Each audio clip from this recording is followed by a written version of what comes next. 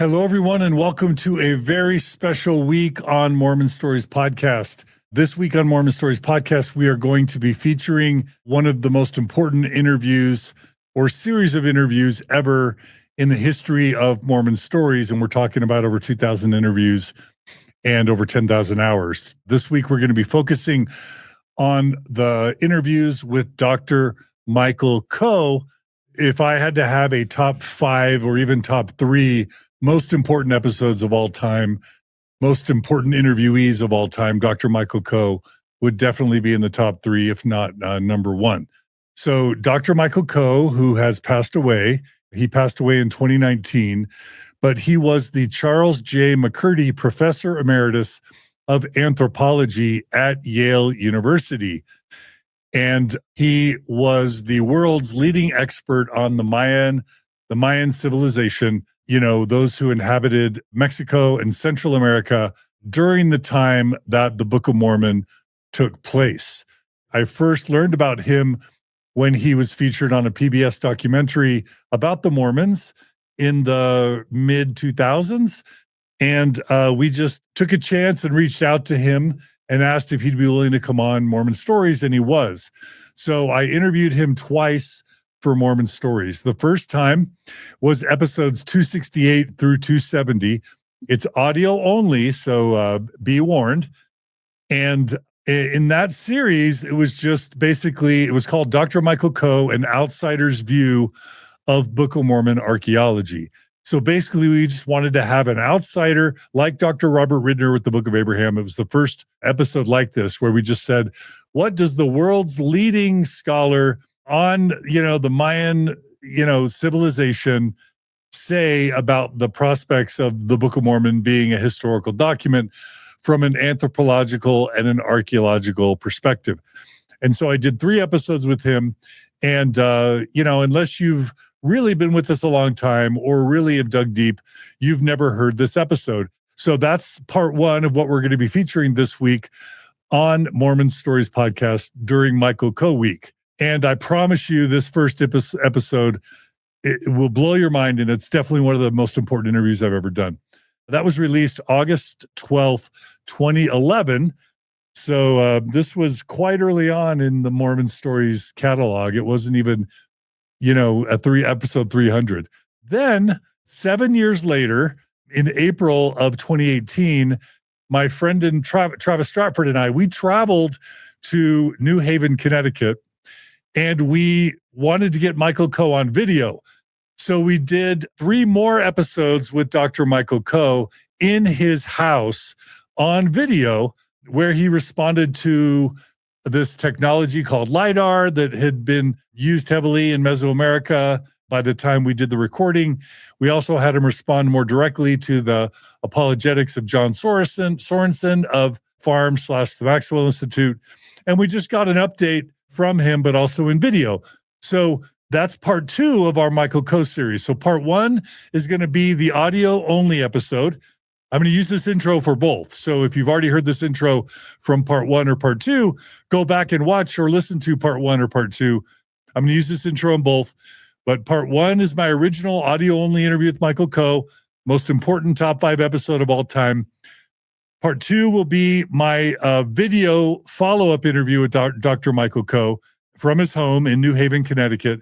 And then what I want to do for part 3 is pull the LDS Discussions crew together, along with any of you in the audience who have comments or feedback or input or want to pay tribute to Dr. Michael Coe.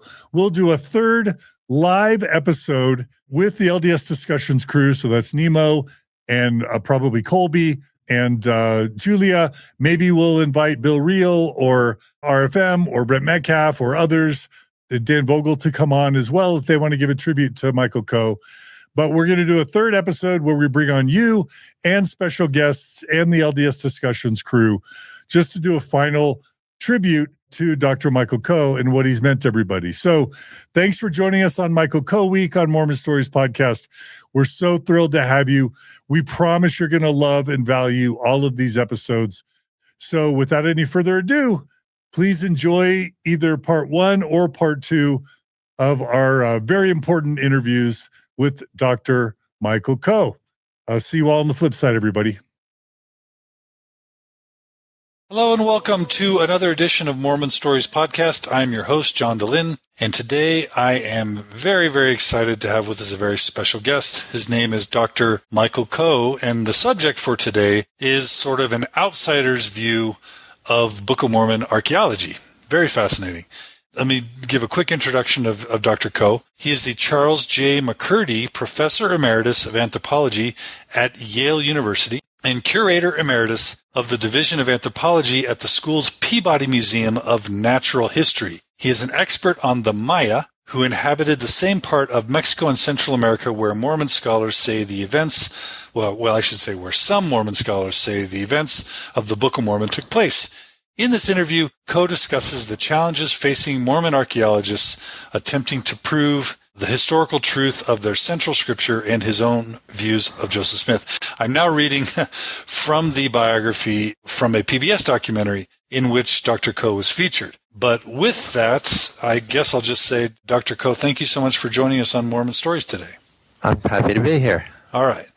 So I guess I stumbled upon your interview with PBS just on Facebook. Someone had posted a link to it, and I read it, and I said, wow, this is a Yale anthropologist who cares about Mormonism, and I found that to be fascinating. And so I did a little more investigation of you and found out that you published an article on the Book of Mormon and archaeology as early as 1973, I believe you said. Is that right? That's correct. Yeah. So this is interesting because the Book of Mormon is in the year 2011 coming under a lot of scrutiny that I guess it's been under a lot of scrutiny for some time, but that scrutiny hasn't really penetrated the traditional, Orthodox conservative or, I guess I should just not be repetitive, the traditional Mormon consciousness until, let's just say, the past 5 years, as DNA evidence and other things have really started people, Mormons, thinking more clearly about what the Book of Mormon claims to be,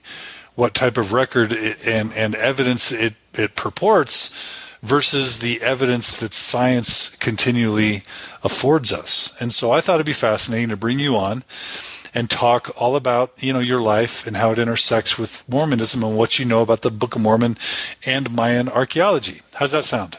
That sounds good. Okay. And I should add that I served an LDS mission in Guatemala. And so I've spent a little bit of time. That's excellent. Yeah. So I've spent a little bit of time in the area in which you're a specialist. So let's start in typical Mormon Stories fashion, Dr. Coe.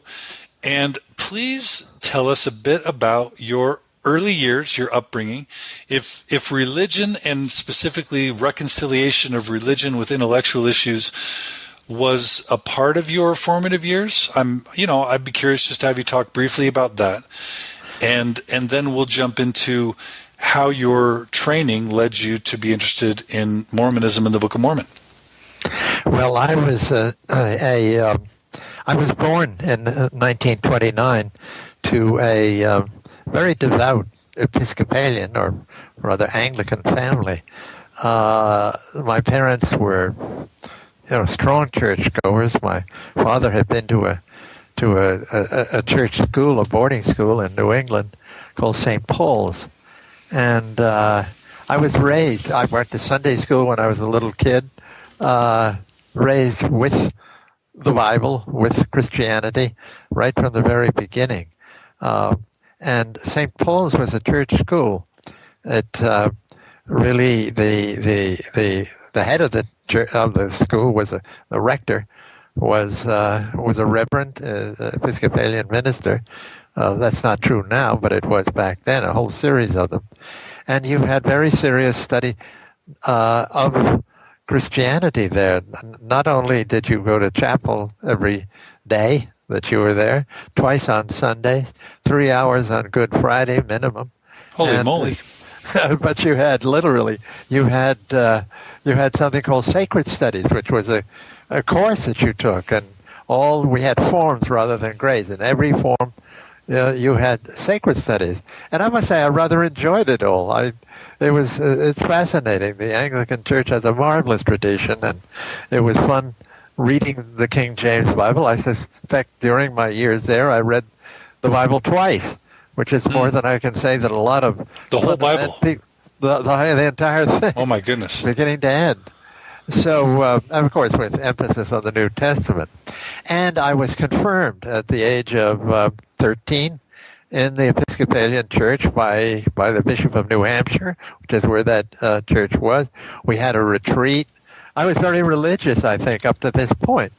Were you a believer? Did you kind of believe the whole story? Yeah, of course, absolutely. And then, because I'll say one thing, the Episcopalian Church and its Anglican background, they got some of the best music in the world. And it was an aesthetic, very satisfying experience as well as a religious one. So, in the sacred studies, in my last year there, my sacred studies teacher in that particular class, who was a minister, tried to give us the reasons for the existence of God, 10 of them, that 10 reasons. St. Thomas Aquinas came up with. How can you prove the existence of God? Right. And suddenly it hit me. One of the reasons that was given by St. Thomas Aquinas, was that this world exists, therefore it had to have a beginning and therefore a creator. Right. I stuck my hand up in class. Suddenly it hit me. I said, what if the world is eternal? That is, if there's eternal in the past and eternal in the future. And the guy was stumped. It's a stupid, silly child's question, but one that I thought was important.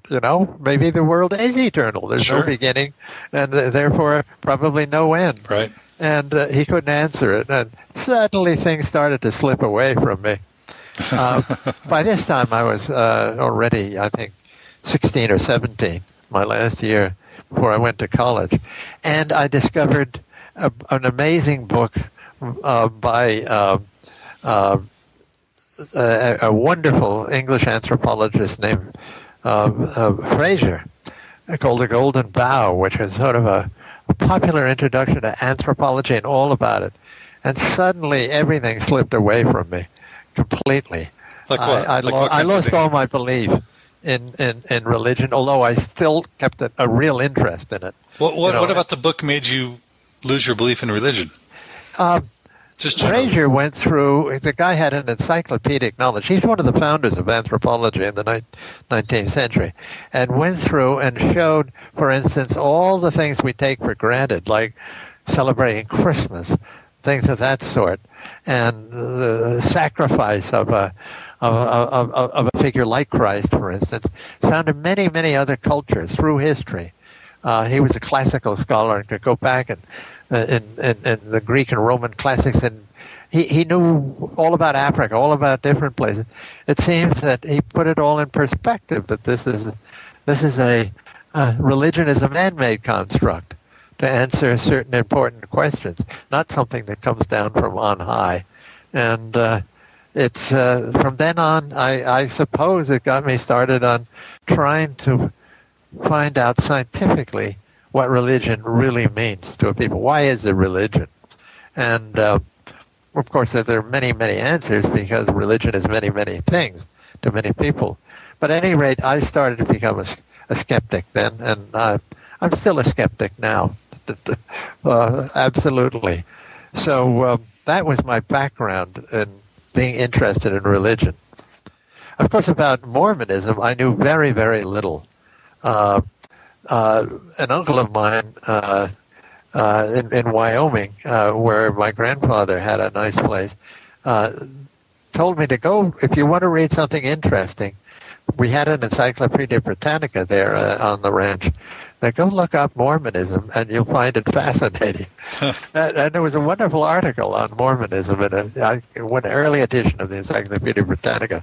And I really, I think, got my interest in Mormonism started back then as an amazing phenomenon in the history of religions and in the history of America. So I always was interested in this subject.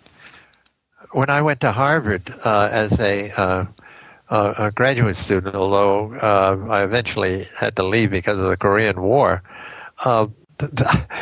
I was taking a seminar there with some really hotshot graduate students who were way ahead of me in anthropology. And walking back at night to the place where I lived with one of the students there who we got started to talk about Mormonism for some strange reason. Turned out he was a Romney. And in fact, A. Kimball Romney, descendant of presidents of the church and, cousins of all the famous Romneys, and a direct descendant of George Romney, the portrait painter, English portrait painter. Wow. And we started to talk about this, and he, again, was, he had his career as a Mormon had followed my career as an Episcopalian, the same kind of a thing. He discovered anthropology and was no longer, let's say, a true believer. Right. So we talked a lot about this. I learned things about the Mormons that I never, ever knew, such as garments. I'd never heard of garments. Right. This was, to me, amazing. I mean, it just all these fascinating things. And I love to talk to him about this. He's an extremely distinguished anthropologist in this field now. With the Smithsonian for years, but at any rate, that also sparked my interest. And even before that, as an undergraduate, once I got into anthropology, I'd taken a great course on the anthropology of religions by one of my professors, Evan E.V.O.N. Vogt, V-O-G-T, who was born and raised in Mormon country in the Southwest, but was not him. His family were not Mormons, but he had deep interest in Mormonism. And he had a guest lecturer named, I think it's Thomas O'Day, who wrote a standard book on the Mormon religion, a Catholic anthropologist writing this. And he gave a lecture on Mormonism, which just held me spellbound, such as, for instance, the whole concept of as God once was, man now is, as God now is, man may become. Right. He went into that, and it fascinated me absolutely. I never became a Mormon, obviously, but I really got to, through him, to respect this whole thing, not as a weird phenomenon of crazy polygamists, but as something really serious, worthy of study. Now, I never really deeply studied this, except when I was asked to write this article for Dialogue magazine back in 1973, Journal of Mormon Thought. And I did a lot of research at that point to write that article and found out things that I never knew about, the background of Smith and Book of Mormon archaeology and all the rest of it. So I've always been, and then, of course, later on, I really got to know a whole lot of Mormon archaeologists, both in the field and at BYU and elsewhere. So, yes, I've always been sort of connected with this. Okay. And just really quickly, I read your bio, but tell us how you're trained in ways that it relates to how you might know a thing or two about the scientific record versus kind of what the Book of Mormon might be claiming. Well, of course, anthropology has various subfields in it, and one of which is archaeology, the past, the study of the past. And that's what I was from the beginning, an archaeologist. Okay. And I had the good luck in my sophomore year at Harvard to visit the Maya area, just as a tourist. I went to Yucatan over Christmas holiday and to Chichen Itza, which is a famous site. It's quite a late site in central Yucatan. And great, a beautiful, wonderful place. I came back. I was flabbergasted by it. So I discovered that to really get into this seriously, there wasn't any major in Maya archaeology when I got back. I was in English literature until then. I couldn't change to Maya archaeology. I found out that if I wanted to do this, I had to take anthropology. And that was my introduction to anthropology as a field. But right from the beginning, I was hooked on Mexican, Central American archaeology, and in particular the Maya. Mm-hmm. And that, of course, leads directly into Book of Mormon archaeology. Right. It's the same area, and I can talk something about this, the same time period involved, supposedly. So I've always had that connection. I took 3 years off during the war to do other things during the Korean War, which I can't tell too much about, Right. and then got back to Harvard as a serious graduate student in what we call Mesoamerican archaeology. That's Mexico and Central America, the past. We call that whole area Mesoamerica, and I'll be using that term later on. It's basically the area of Mexico and Central America, countries like Guatemala, Honduras, Belize, etc., that had high civilization at the time of the Spanish conquest. Okay. So northern Mexico is not part of it, but the rest of it is in southern Mexico. So it's Mesoamerica that claimed me. Gotcha. So you're tell me if I got this right. You're an anthropologist broadly, an archaeologist sort of specifically, and you focus on Mesoamerica. Right on. Okay. That's it. Okay. And you, were a professor at Yale for? I taught at the University of Tennessee for 2 years. Volunteers. Frantically writing my PhD, thesis, which I got accepted by Harvard, and eventually was invited up to Yale, and I spent about 35 years here at Yale. Okay. All right. I'm now retired. I was retired in 1995, but I still write books, still write about the Maya, and I have other interests too that I've written about, but mainly Mesoamerica. Okay, gotcha. All right, well, good. So I guess let's jump right in to what your understanding is of what the Book of Mormon claims from an archaeological, geographical, historical perspective. Well, the Book of Mormon, of course, like the Old Testament, has a migration or series of migration legends in it. And there were, and it involves people crossing, whole oceans, not just crossing the Red Sea, but crossing the Atlantic, out of what today we would call the Middle East, the Near East, the Holy Land, to what Smith claimed to be a land that he eventually, the land Zarahemla, to be somewheres down towards Central America. So this is what it's about. Now, there were actually two big migrations in the Book of Mormon. There are. The first of which were the Jaredites. And these people came across, but they didn't really survive terribly long. The Great Migration was, of course, the Nephites, who were highly civilized people.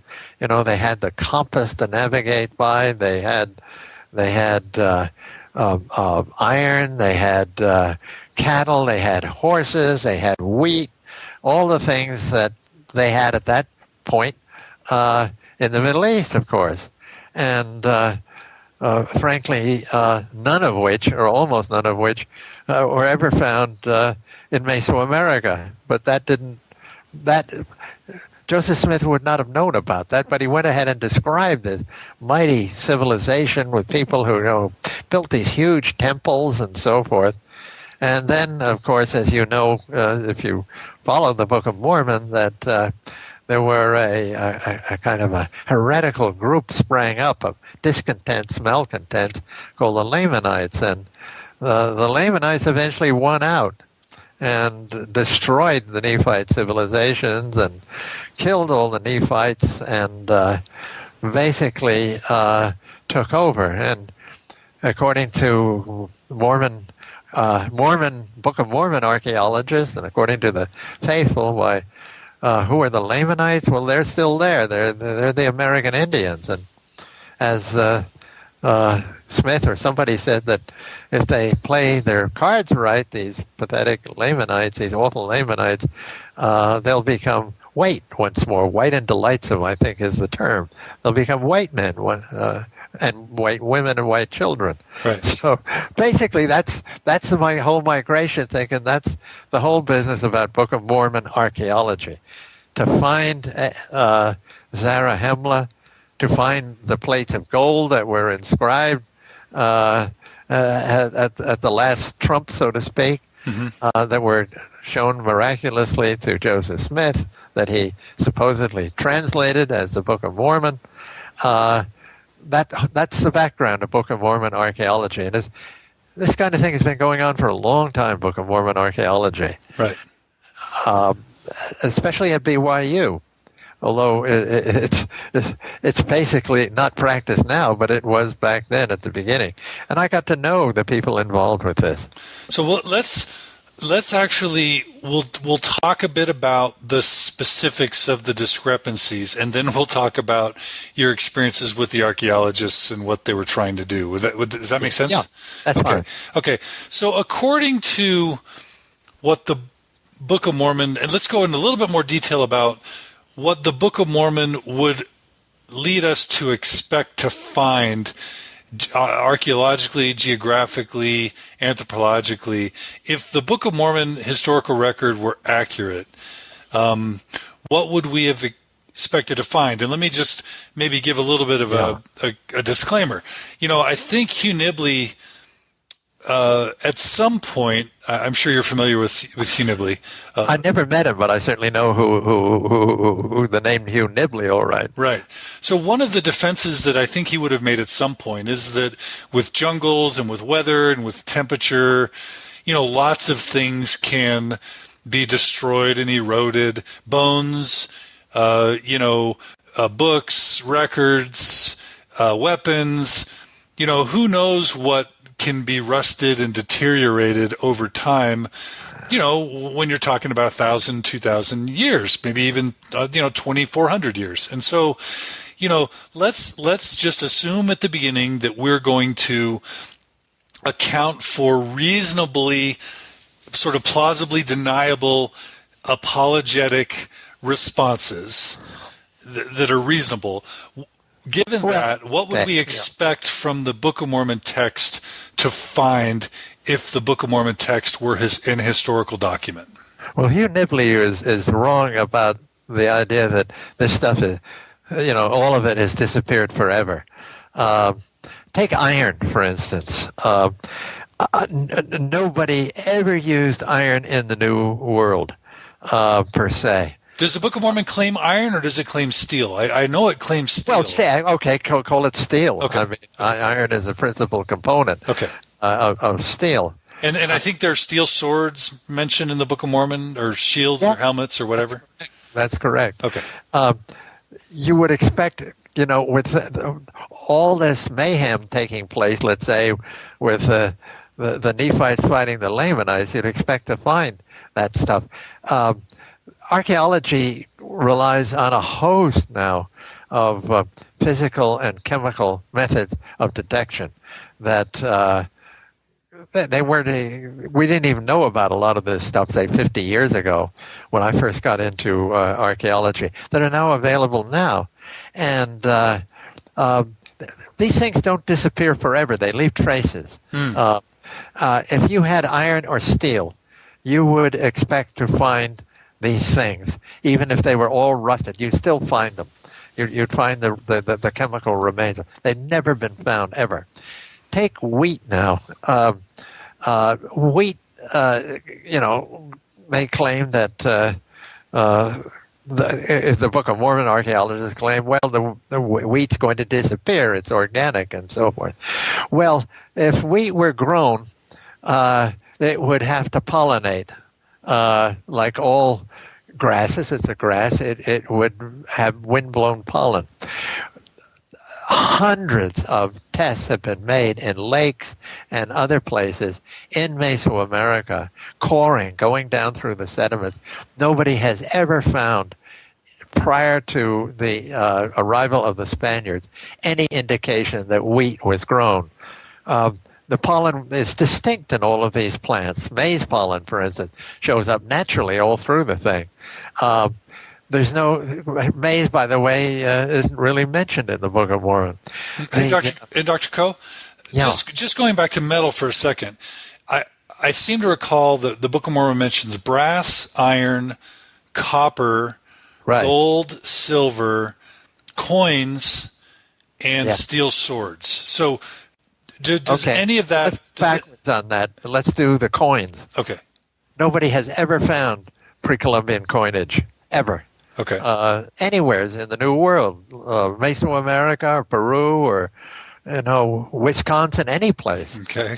It's never been found in pre-Spanish times. Coinage was brought by the Spaniards first to the New World. Okay. So that there's one that you can discount right away as proof for the correctness. And you think those things could survive in the dirt? Oh, they certainly would. Okay. They certainly would. Coinage is, this is the whole idea behind coinage is that it's common, that commerce is conducted with it. You certainly would have found it. The only real coinage in quotes that they ever had in Mesoamerica was cacao, chocolate beans, which did serve as small change. Had value, the chocolate bean, dried chocolate beans. That's exactly, if there were coins, there'd be chocolate beans. Why aren't chocolate beans mentioned in the Book of Mormon? Right. So I've never thought about that. What isn't mentioned in the Book of Mormon, like corn and chocolate? Now, copper alloys like brass. Copper in any form doesn't show up in Mesoamerica, although it's very ancient in its use in the Andes, in the Peruvian area. Doesn't show up in Mesoamerica until at the earliest 800 A.D. Oh, okay. Period. The same way is in Mesoamerica that gold doesn't show up in any way until 700 or 800 A.D. Period. There's none. Although these things existed in the Andes, it isn't until people brought them up, probably by sea trade, early on, that you'd ever find anything like that. And the Book of Mormon record ends somewhere when, like 300 or 400? Well, the whole idea of Book of Mormon chronology is, I think this has all been worked out by Book of Mormon archaeologists. That the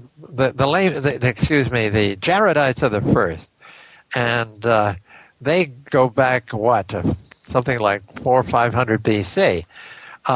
That would put them scientifically, if they existed, as Olmecs. Now, that's one of my specialties, is the Olmec civilization of Mexico. I've excavated a very, very big and the oldest Olmec site. And I can assure you that everything we found there is Native American. Everything. Meaning what? Meaning it's not what? Meaning it's got a tradition of these people are eating maize, they're growing maize, they're using chocolate. We've just found that out, that they were drinking chocolate there. All sorts of things that are typically American, nothing to do with the Middle East at all. Mm-hmm.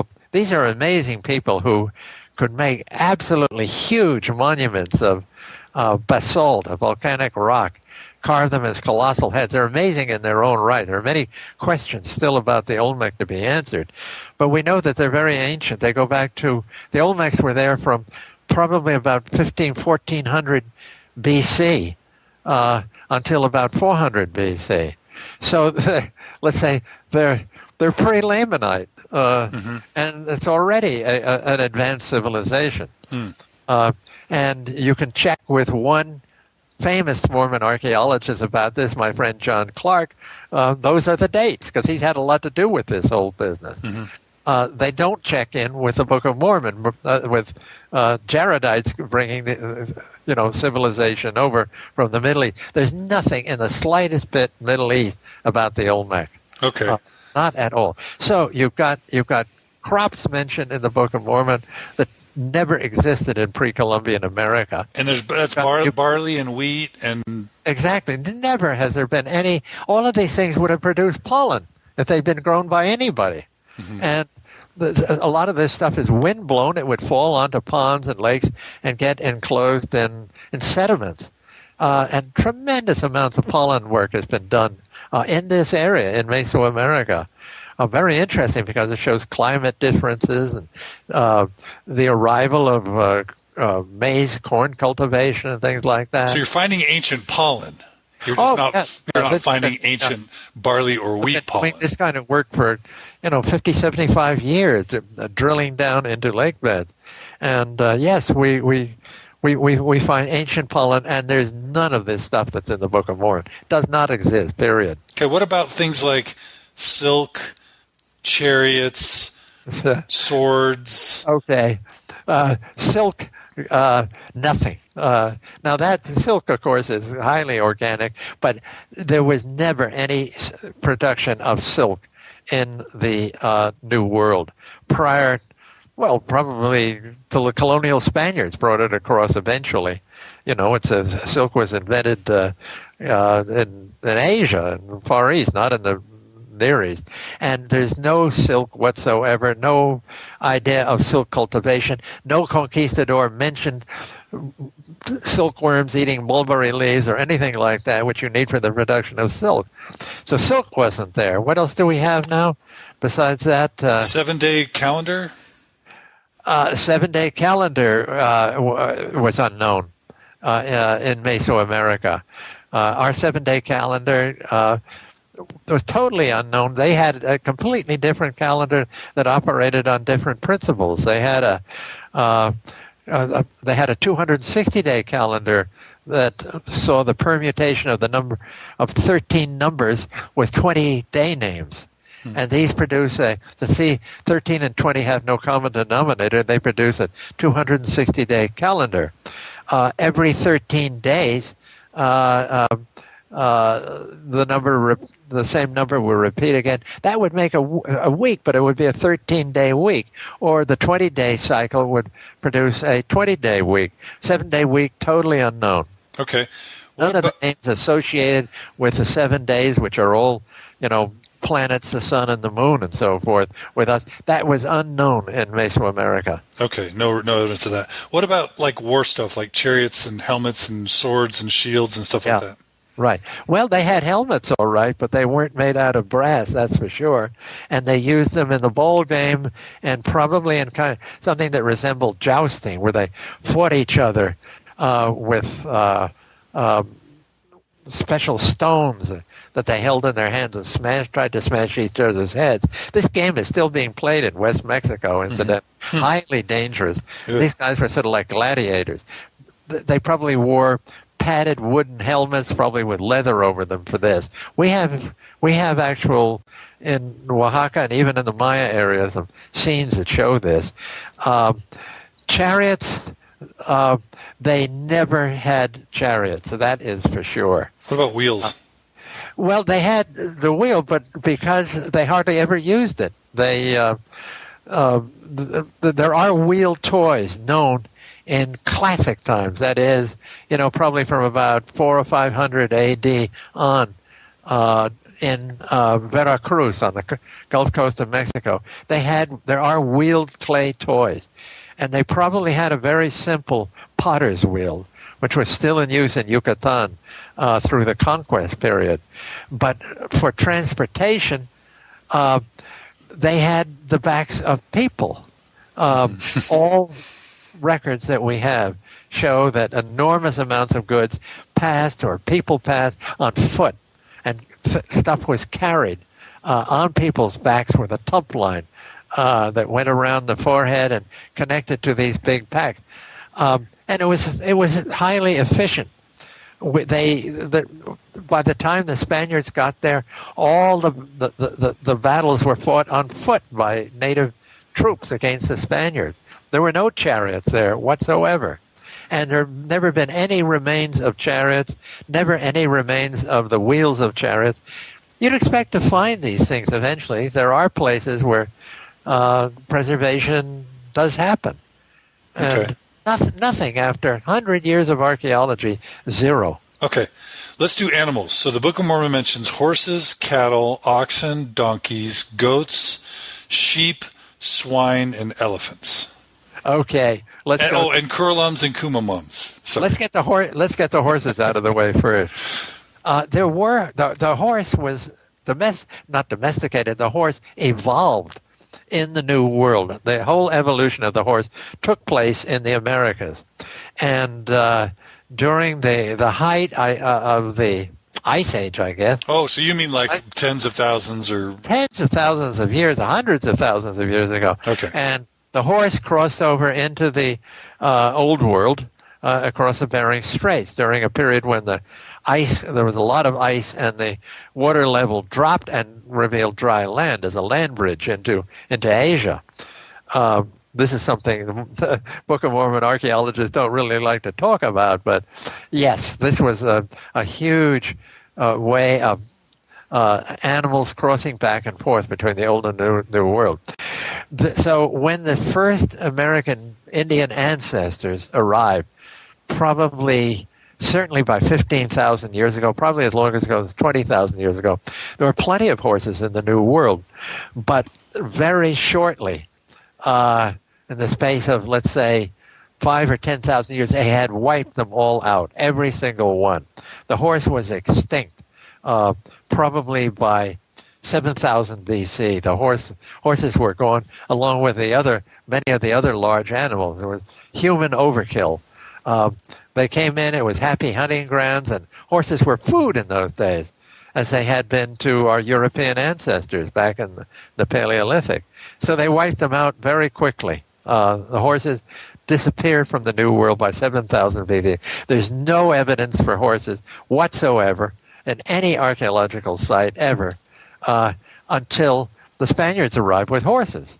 And, of course, their horses became feral. A lot of them ran out onto the Great Plains, and the Great Plains Indians got them, became the greatest cavalrymen who ever lived. We think of Indians and horses together, but that's late. So it would have made sense for Joseph Smith to associate horses with Indians because... Yeah, right. Yeah, he sees them, incredible people like the Comanche and the Sioux and Cheyenne and people like that. Unbelievable, ferocious horsemen. I mean, like the horse and the animal was one thing. They were the greatest horsemen who ever lived. But that probably would have influenced him a lot. He had to have horses. But, of course, you've got horses in the Old World, in the Bible, in the Holy Land. And he might have even associated the crops that we talked about and coins with Indians because maybe, the Spaniards would have brought them over?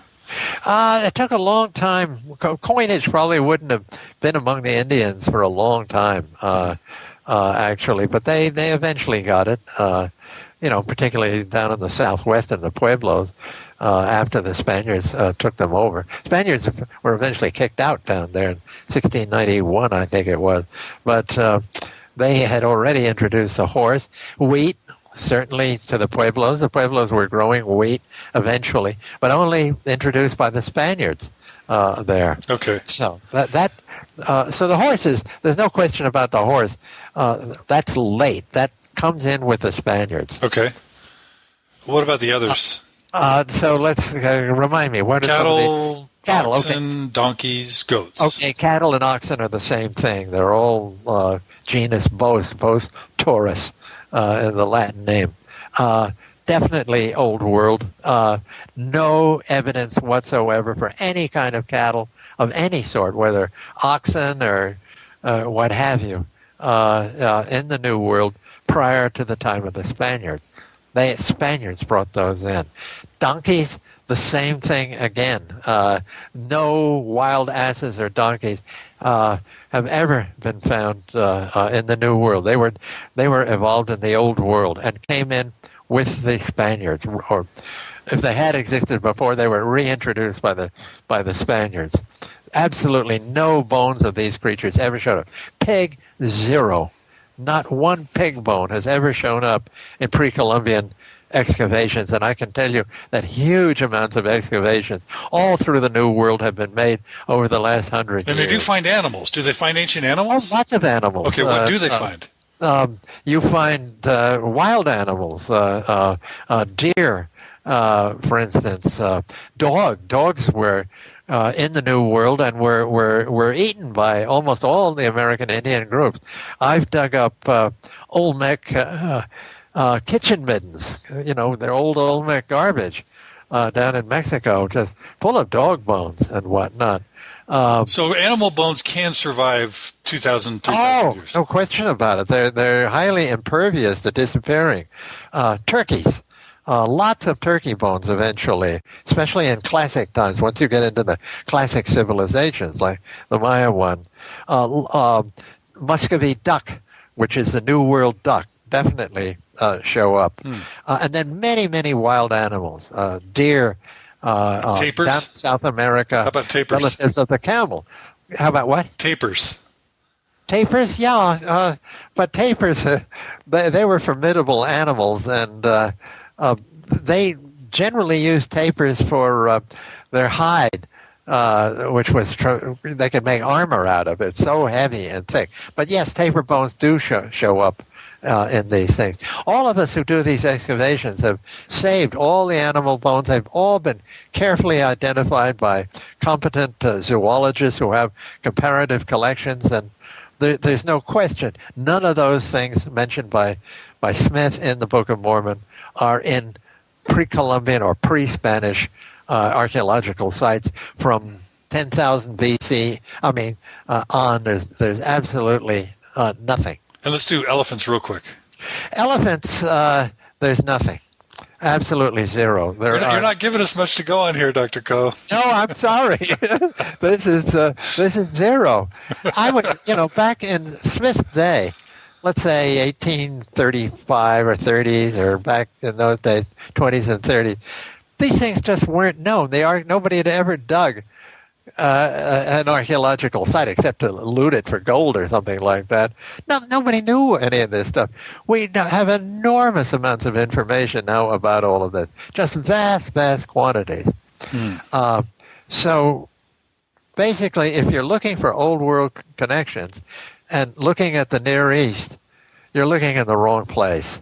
That's another topic, because I'm not saying that there was never any contact between the Old World and the New World in pre-Columbian times, because I'm sure there was, but none of it looks like it comes out of the Middle East in the form of Jaredites, Nephites, or Lamanites, or what have you. Yeah, so that's an interesting point. I think I recall, and for my listeners, a lot of this information I'm getting from my questions comes from a website called MormonThink.com. It's an excellent website which lists a lot of this stuff. But it mentions something about some type of painting or drawing on a cup or some type of material that has an elephant, an Indian elephant roaming a city that might be dated to kind of the 600 to 900 AD time period. Well, that 600 to 900 AD would be late classic Maya. There's a lot of painted pottery. I mean, we now know not only from excavations, but principally in museums and private collections. We've got a record of over 6,000 Maya vases. There's a website devoted to them, a wonderful website. My friend, the photographer and archaeologist Justin Kerr, has rolled these things out photographically, available to everybody. So we know what they cover. And I have never seen on any of this stuff convincing elephants. There used to be a British anatomist, Sir Elliot Grafton Smith, back in the beginning of the 20th century in England, who wrote a book called Elephants and Ethnologists, in which he claimed that some of the monuments, the stone stele, these standing dated stone monuments at the site of Copan in the western part of Honduras in Central America, that what's shown on the top of one of those are elephants with the mahout, the guy running the elephant, Indian style, on top, sitting on top of his back of his ears. Mm-hmm. Well, we now know that those things are not elephants. They're rather Baroque macaws, which is a very large parrot with a huge beak. Mm-hmm. And in fact, the hieroglyphs that go with it tell us that we can now read tell us that those are in fact macaws up there. They're not elephants. Gotcha. There were no elephants. They kind of look like them, right? There were elephants in the New World back in the Pleistocene, in the Ice Age, definitely. There are wonderful elephant kill sites that the Clovis people, the people who made these beautiful fluted points at about 10,000 BC, that they slaughtered these animals, but they killed them all. All the elephants were killed off by the end of the Ice Age. They're all gone. There's none. And do we have digs from before the Ice Age for humans that we've found, or anything? Anything. No. I mean, when you get back beyond the Ice Age, you're back beyond the Pleistocene. You're in the Tertiary period, the Pliocene, and there were no humans in the New World at that point. They arrived at the end of the Pleistocene or the Ice Age, across from Asia, from northeastern Asia. We all, that is, all of us who are scientific archaeologists, think that the evidence is conclusive. That was never a barrier at any point, to tell you the truth. It's a highway into the New World, and we now know that they had boats. Boats are very, very ancient in the world, much more ancient than we ever thought. And then the reasons for thinking this. And people would have had boats, would have come down the Pacific coast, all the way to the Pacific coast of South America in boats, establishing colonies on the way. By shortly after their arrival, when they saw all these amazing, this megafauna, they like to call it, the huge animals, roaming the landscape, including elephants, they wiped them out. It was overkill. There are also, people claim there are environmental reasons for this, climate change and whatnot. That probably entered into it. But the main reason, most of us think, was humans slaughtered them. Gotcha. Overkill. Just wiped them out. Okay. And you don't have any elephants until God knows when. Who brought the first elephant over after the Spanish conquest? I mean, it wasn't P.T. Barnum. Right. Somebody brought it across to establish zoos. All right. So let's turn a little bit now to language and culture. What language do we think that people in Jerusalem, Laman or Lemuel or Nephi or Lehi, what language do we think they would have spoken in 600 BC coming out of Jerusalem?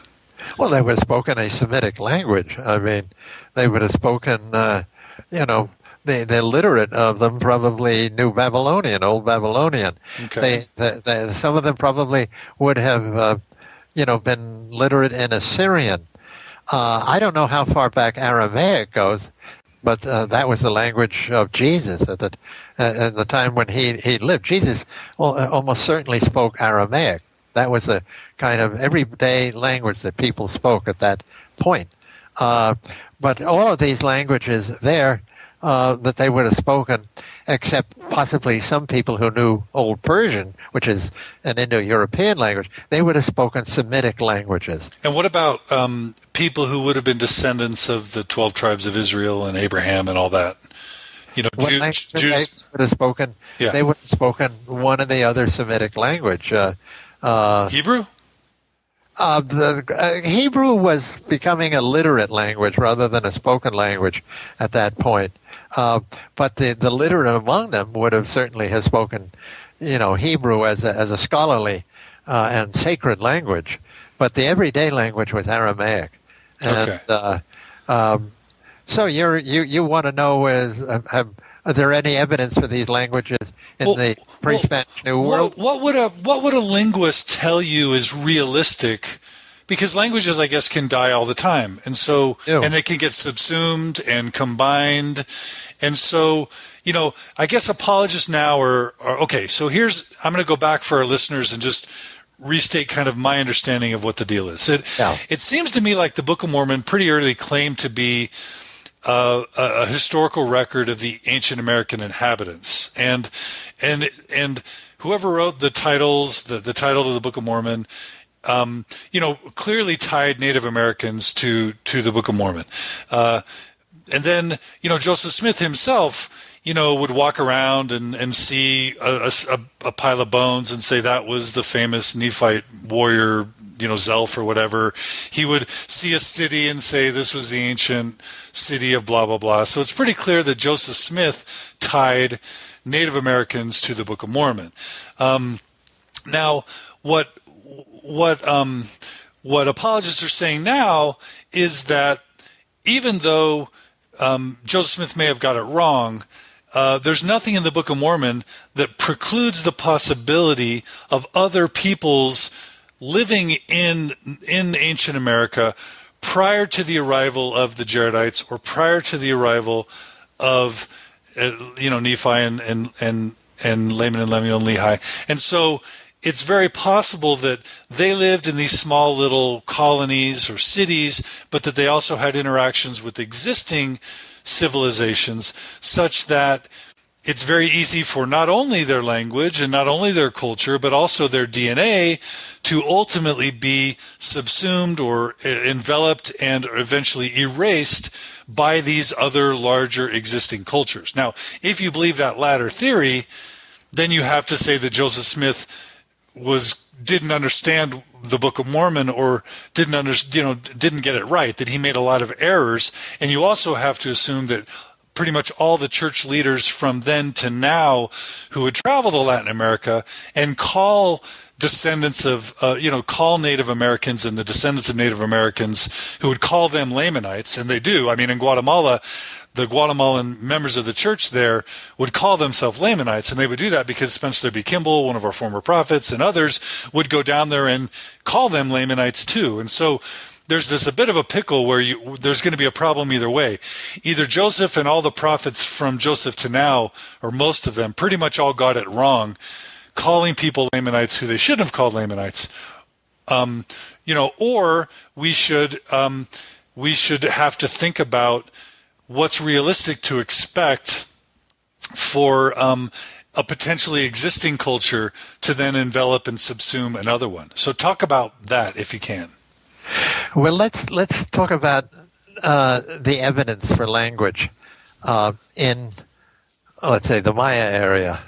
When Joseph Smith read the great 2-volume work that came out by John Lloyd Stephens and with his artist Frederick Catherwood,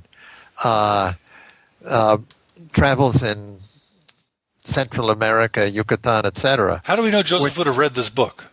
He did read it because it was one of the most popular travel books ever published in the United States or anywhere else. It was a wild hit, huge edition. Everybody had copies of it, and I have read, I hope it's true, that when Smith read this, which was the first really solid account of the Maya ruins by a marvelous writer and a wonderful artist that was accurate, he said, that's it. Those are the Nephite cities. If the Nephite cities, you take the Nephite cities, were Maya, therefore classic Maya, because the civilization, pretty much classic civilization, disintegrated by 900 AD, you would have to say, what language did they speak? Were these people, they would be one of those enclaves that you're talking about, and these highly civilized people. And every time you look at, say, the illustrations in the popular edition of the Book of Mormon, you see that's a Maya city because there are Maya temples, Maya pyramids, and people dressed as Maya. So let's say they're classic Maya. What language did the classic Maya speak? Now, it used to be that you could play around with that, and say, well, we can't really read the hieroglyphs except for the dates and the calendrical stuff and whatnot. That's not true now. We can read almost everything. We can read 95% of what follows the dates on these inscribed monuments. We can read 95% of what the Maya themselves wrote. And what language is this in? It's in Maya. Not only Maya, there are 29 extant Maya languages, which are all closely related to each other, but all somewhat mutually unintelligible. It's like we speak English, but our language is related to German, to Dutch, to the Scandinavian languages, mutually unintelligible when we speak them, but they were all one at one point. There are now 29 Maya languages. Which particular of those languages is being reflected in the hieroglyphs? Now, because of the great decipherment, which has taken place in the last 20 or 25 years, we can read those. And they are all in one particular ancestral Maya language, which we call Choltean. Now, one of the two main people who discovered, I think, conclusively what this language is, happens to be a professor at Brigham Young University, John Robertson, a good friend of mine, fantastically good linguist. All of the inscriptions now, we know from all through Guatemala, all the way up to the northernmost part of Yucatan, Belize, Honduras, and so forth, southeastern Mexico, they're all in this literary language, which was a special language. And the only language that's close to it now among these Maya languages is Chorti, which is spoken by a small group of people on the border between Guatemala and Honduras. If you drive from Guatemala City to the ruins of Copan, you go right through Chorti country. This is a language that was spoken by their ancestors that became the literary language. Now, like Hebrew is the literary language of the Bible, of the ancient Bible, like Sanskrit is the language of the Hindu religion, like Latin is the language of the Roman Church, the Catholic Church, or what used to be the Western Church, a prestige language that was understood by everybody, and it was a literary language. It's in Maya. It's not in Aramaic. It's not Semitic. There are no Semitic words whatsoever in it. It's got no relation whatsoever with any languages that we know of in the Old World. It's strictly Mesoamerican. And right from the beginning, they were starting to write about 400 BC. We've got some evidence for that, right until the Spanish priests wiped it out and burned all their books. That's what the language is, and there's nothing Old World about it. It's no characters, no references. We can read all these hieroglyphs. What do they say? What do they talk about? Now the monuments, of course, are public monuments. Most of their books, except for 4 extant ones, are missing. The monuments mainly talk about the dynasties. They're all about the people who ran these city-states. They were all city-states. The royal marriages, births, marriages, conquests, royal deaths, rituals that they performed at important times. That has to do with their conquests. And is it stuff happening? Do we have writings between 600 BC and 300, 400 AD? Oh, yes. We certainly do. Do they talk about a King Benjamin, or do they talk about an Alma and a reign of the judges? We start with, back, let's say, go BC. There are some writings. We know they were already starting to write that. They're very hard to interpret, but there's nothing in them other than a Mesoamerican explanation for them. There are no King Benjamins or anybody like that. The Olmec, for instance, who Book of Mormon archaeologists say were Jaredites, we had no writing whatsoever for the Olmec. None. Zero. Which is peculiar if these people came from the Middle East, where writing goes back to at least, 2800 BC or earlier. We have nothing from them, except that not so long ago, a tablet was found. I call it that because that's what it looks like, and it's inscribed with hieroglyphs that are all Olmec, but we can't read them. Okay. We call that the Cascajal block. It was I published it along with a whole bunch of other people who are interested in this whole thing, and it's probably about 900 or 800 BC, the date of it. But this is the only Olmec writing we have, and we can't read this, unfortunately. There's not enough to crack. we have about 200 A.D. we start getting extensive Maya inscriptions. Okay. And they're in Maya, and they can be read in Maya. And do they mention a Mormon or a Moroni? They don't mention any of these wonderful people out of the Book of Mormon. Nothing. Zero. Okay. They're all Maya. Every single one of them. So the language of these people who Smith was talking about was Maya. So when I was on a mission in Guatemala, we showed a little film strip. And the little film strip was, I think it was called Ancient America Speaks. I'm not sure. But have you seen this film strip? Yeah, I don't know. But here was the basic premise. It was that, Jesus lived in the old world, and he, visited people there. But he also said in the Bible, other sheep I have that are not of this fold, them too shall hear my word. And then it said, did you know that Jesus, after he died, came and visited the Americas? And he came to America. There's a big earthquake. He came to America, sat down, called 12 apostles, formed a church. And this is what the Book of Mormon claims. And the people prior to Jesus were already believing that Jesus was going to come. They were baptizing in his name. They were, setting up temples or doing rituals that were kind of Jewish or Christian rituals. But that Jesus came, called 12 apostles, started his church, and there's evidence of that in the New World because, there's this legend of a great white god. Maybe his name was Quetzalcoatl, who came and visited. There was a light, there are hieroglyphs about a light-skinned people and a dark-skinned people. And, there are excavations of temples that had baptismal fonts, which is likely where people performed these Christian baptisms. And there's even hieroglyphs about the tree of life, about a big tree that very much maps what Lehi's dream and what he would have told in the Book of Mormon. So this is a film strip that I showed, probably 1,000 people on my mission, basically saying that New World, this was published by the church, this was given to missionaries to teach people.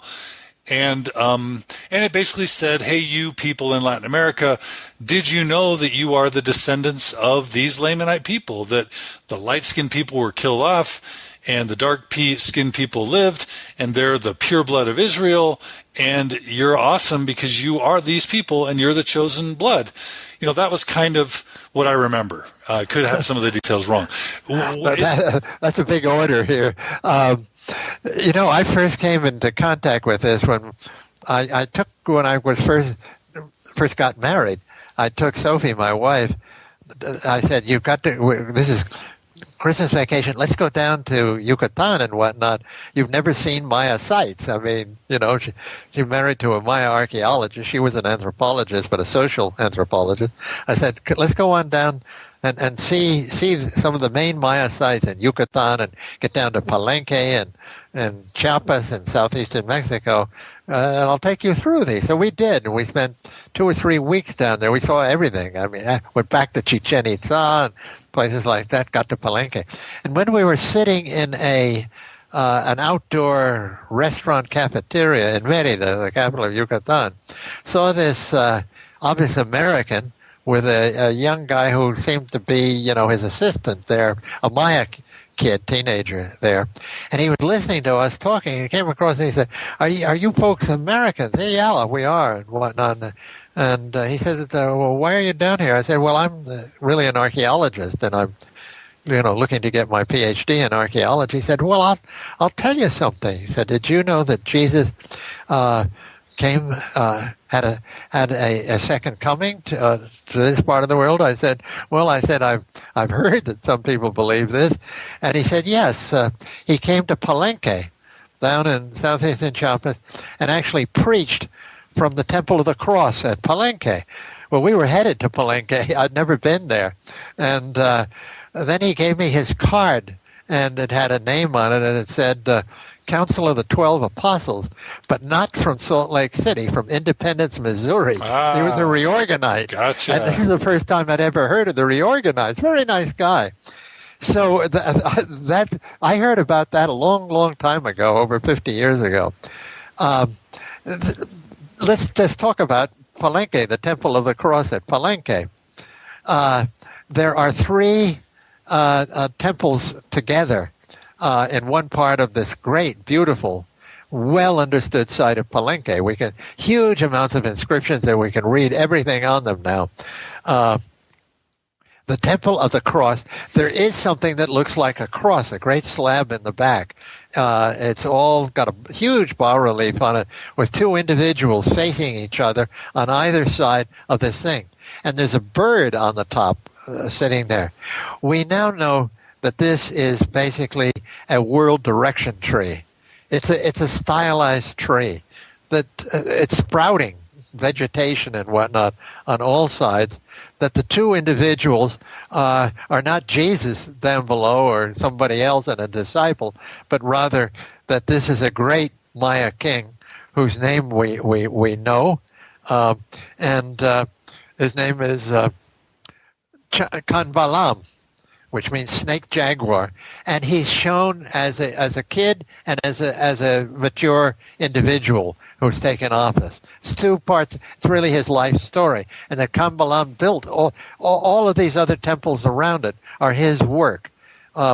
There's no mention of Jesus or apostles or anything that's Christian or Hebrew in that inscription. It's a very long one.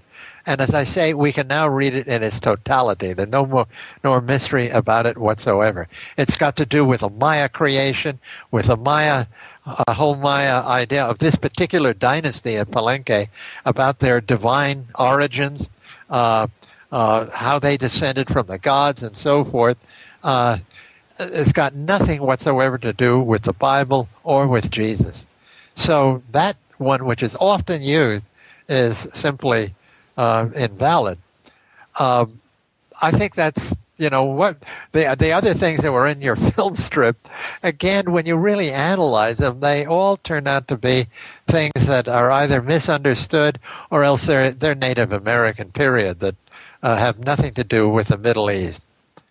Okay. Now, I'd like to say one thing now is that about this whole idea of contact between the Old World and the New World.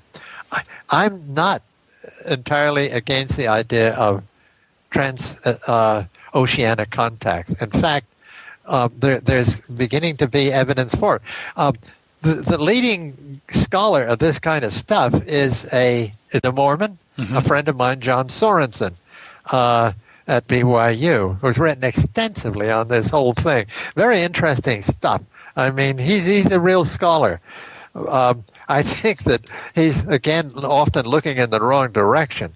But I think there's pretty good evidence for contact between East Asia and Southeast Asia. Not the Middle East at all, but totally in another direction, across the Pacific. Recently, not so long ago, very recently, within this past year, they have done analysis of bones found on the coast of Chile, northern Chile, in what was the Inca Empire, within the Inca Empire, but right on the coast, of a culture, of a community that could be dated about 1100, 1200, 1300 AD. Hundreds of years before the Spaniards got there. There are chicken bones in this. We've got the radiocarbon dates now on it. They have analyzed the DNA in the chicken bones, and they turn out not to be Middle Eastern chickens at all, I'm sorry, but rather Polynesian chickens. The Polynesians, who are an old world people, they moved out into the Pacific, had been in contact with the New World, I think, for a very long period of time. Wonderful, wonderful. Certainly from, say, 1200 AD on, they had the means to get to America and go back. They brought the sweet potato, which is a totally American plant, back across the Pacific to the Old World long before the Spaniards got to the New World, with the name the native name of the sweet potato. Man, I would like to meet those Polynesians who made that boat trip. Those people were really good. I mean, listen, they reached Easter Island, which is the farthest point of anything from anywhere else on Earth. I mean, it's the most distant place on Earth. They got there, and these are the people who set up all those big heads on Easter Island. The Polynesians and the Micronesians also were the most incredible navigators. Really incredible. Wow. Okay. And, so as I say, I'm not against this kind of study. Sure. And John Sorensen has really come up with some interesting stuff. But to me, it all points to the eastern part of the old world, of Eastern Eurasia. That is China and Southeast Asia in particular. Gotcha. And just this idea of, is there any evidence that a Christ figure came, that the light-skinned, dark-skinned, that any of the narrative in the Book of Mormon, the reign of judges, just, all that stuff, any evidence of that? Christian teachings, Christian remnants in, Mesoamerican religious ritual? Well, let's say that Mesoamerican religious rituals and religious beliefs and whatnot were really complex, highly complex. When the Spaniards came, the Catholic priests came, the first friars arrived, they were kind of amazed to see that they had confession to the gods. They had a mother goddess. They had, which is not again something out of Jewish ideas at all. Right. They had all sorts of things which made it easy for them to convert these people, to get them to recognize Jesus. The question about Quetzalcoatl, the feathered serpent, the culture hero. Right. The great white god, right? This comes up over and over and over again. And you have to go to the original sources about Quetzalcoatl. The Spaniards, I think, had every reason to want to make this guy into a white man, because they weren't thinking about Jesus coming, second coming to the New World arriving, but rather Cortez, the white conquistador. They wanted a story that they could identify a native prophecy that would justify and kind of clinch the idea that Cortez was a god. Oh. They're not thinking about Jesus at all. They're thinking about Cortez as their returned god. So the Indians would accept the conquest more. So Indians would accept the conquest. Gotcha. There's now a big literature, a study about this thing. You have to take what the Spaniards said. They built this thing up big to justify the horrible things that they did to the Indians. But this whole idea of a white people coming to the New World is basically made out of whole cloth. It was propaganda, first set up by the Spaniards, then picked up by European racists who didn't want to accept the idea that dark-skinned people could have built temples and huge mounds in let's say the middle part of this country, or anything, or the Inca. So it all had to be somebody from elsewhere with white skin. So there is a dark and a light-skinned narrative outside of Mormonism that tries to explain or interpret. First by the Spaniards. And I think to justify their conquest, what I would rather call the invasion, the European invasion of the New World, yes. And it was picked up by people in the 19th century America very quickly, this whole idea that there must have been another race that built those mountains, because these miserable Indians that we look at, they couldn't have possibly have done something like that. Okay. And so those who would say, yes, Jesus came, yes, he descended in a pillar of light, yes, he taught Christianity and started a church, and, yes, all this happened, but because the dark-skinned people killed all the light-skinned people, and they were savage, kind of ignorant savages, their culture devolved to the point where their language deteriorated, their legends and stories deteriorated, their knowledge of coinage and of metallurgy and everything else deteriorated. And not only do we not find any artifacts, but we don't even find any written or cultural remnants of Christianity. That argument of saying, of course we don't find any of this because they denigrated into savagery. How do you find that type of That's question? one more racist story. Absolutely without any merit whatsoever. Look at what the American Indians, these degraded Lamanites, these dark-skinned people, gave to the rest of the world. After the conquest, after contact had been made between the conquistadores, let's say, and the Portuguese and others with these people. Look what they gave to the rest of the world. Okay. The list of domestic plants is enormously long. What does that mean? That means that they had to work and use their intellect? Those were all domesticated by them. They're all carefully selected. I mean, domestication is evolution under the control of man. Right. And these, over thousands of years, they domesticated these wild plants. What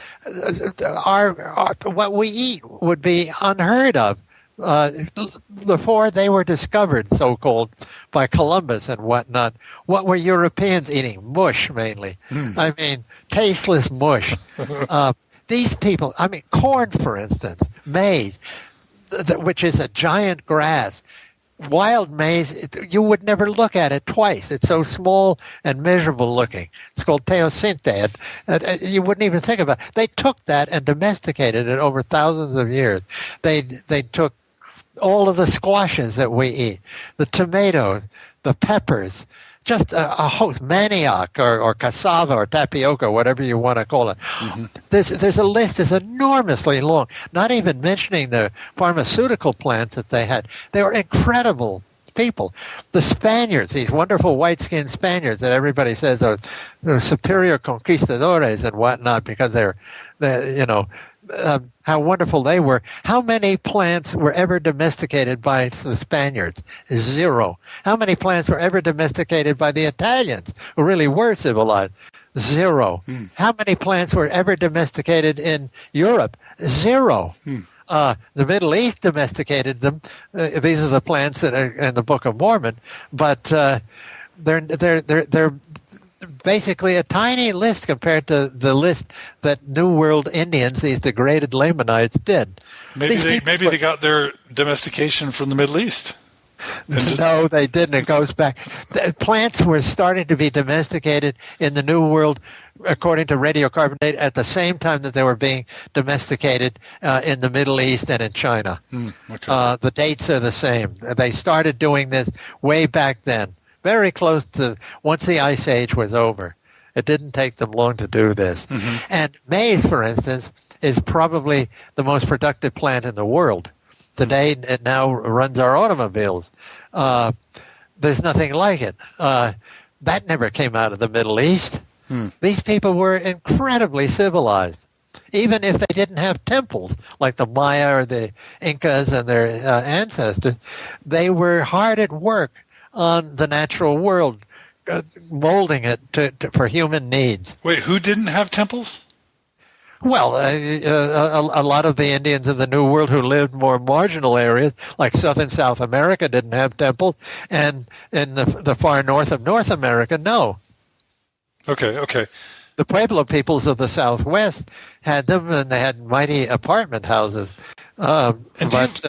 Do you find really the big temple people were in Mesoamerica and in the Andes? Okay, and do you find their technologies other than agriculture, their language, their technologies, their civilizations, their cultures to be highly evolved for their time, or devolved, or the Andes metallurgy was highly evolved from really very, very, very early.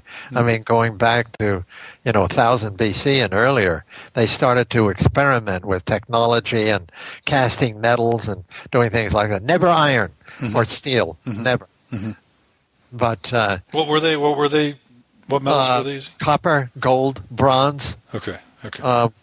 Bronze alloys. Okay. Very sophisticated technologies, which they later brought to Mesoamerica from 700 or 800 A.D. on.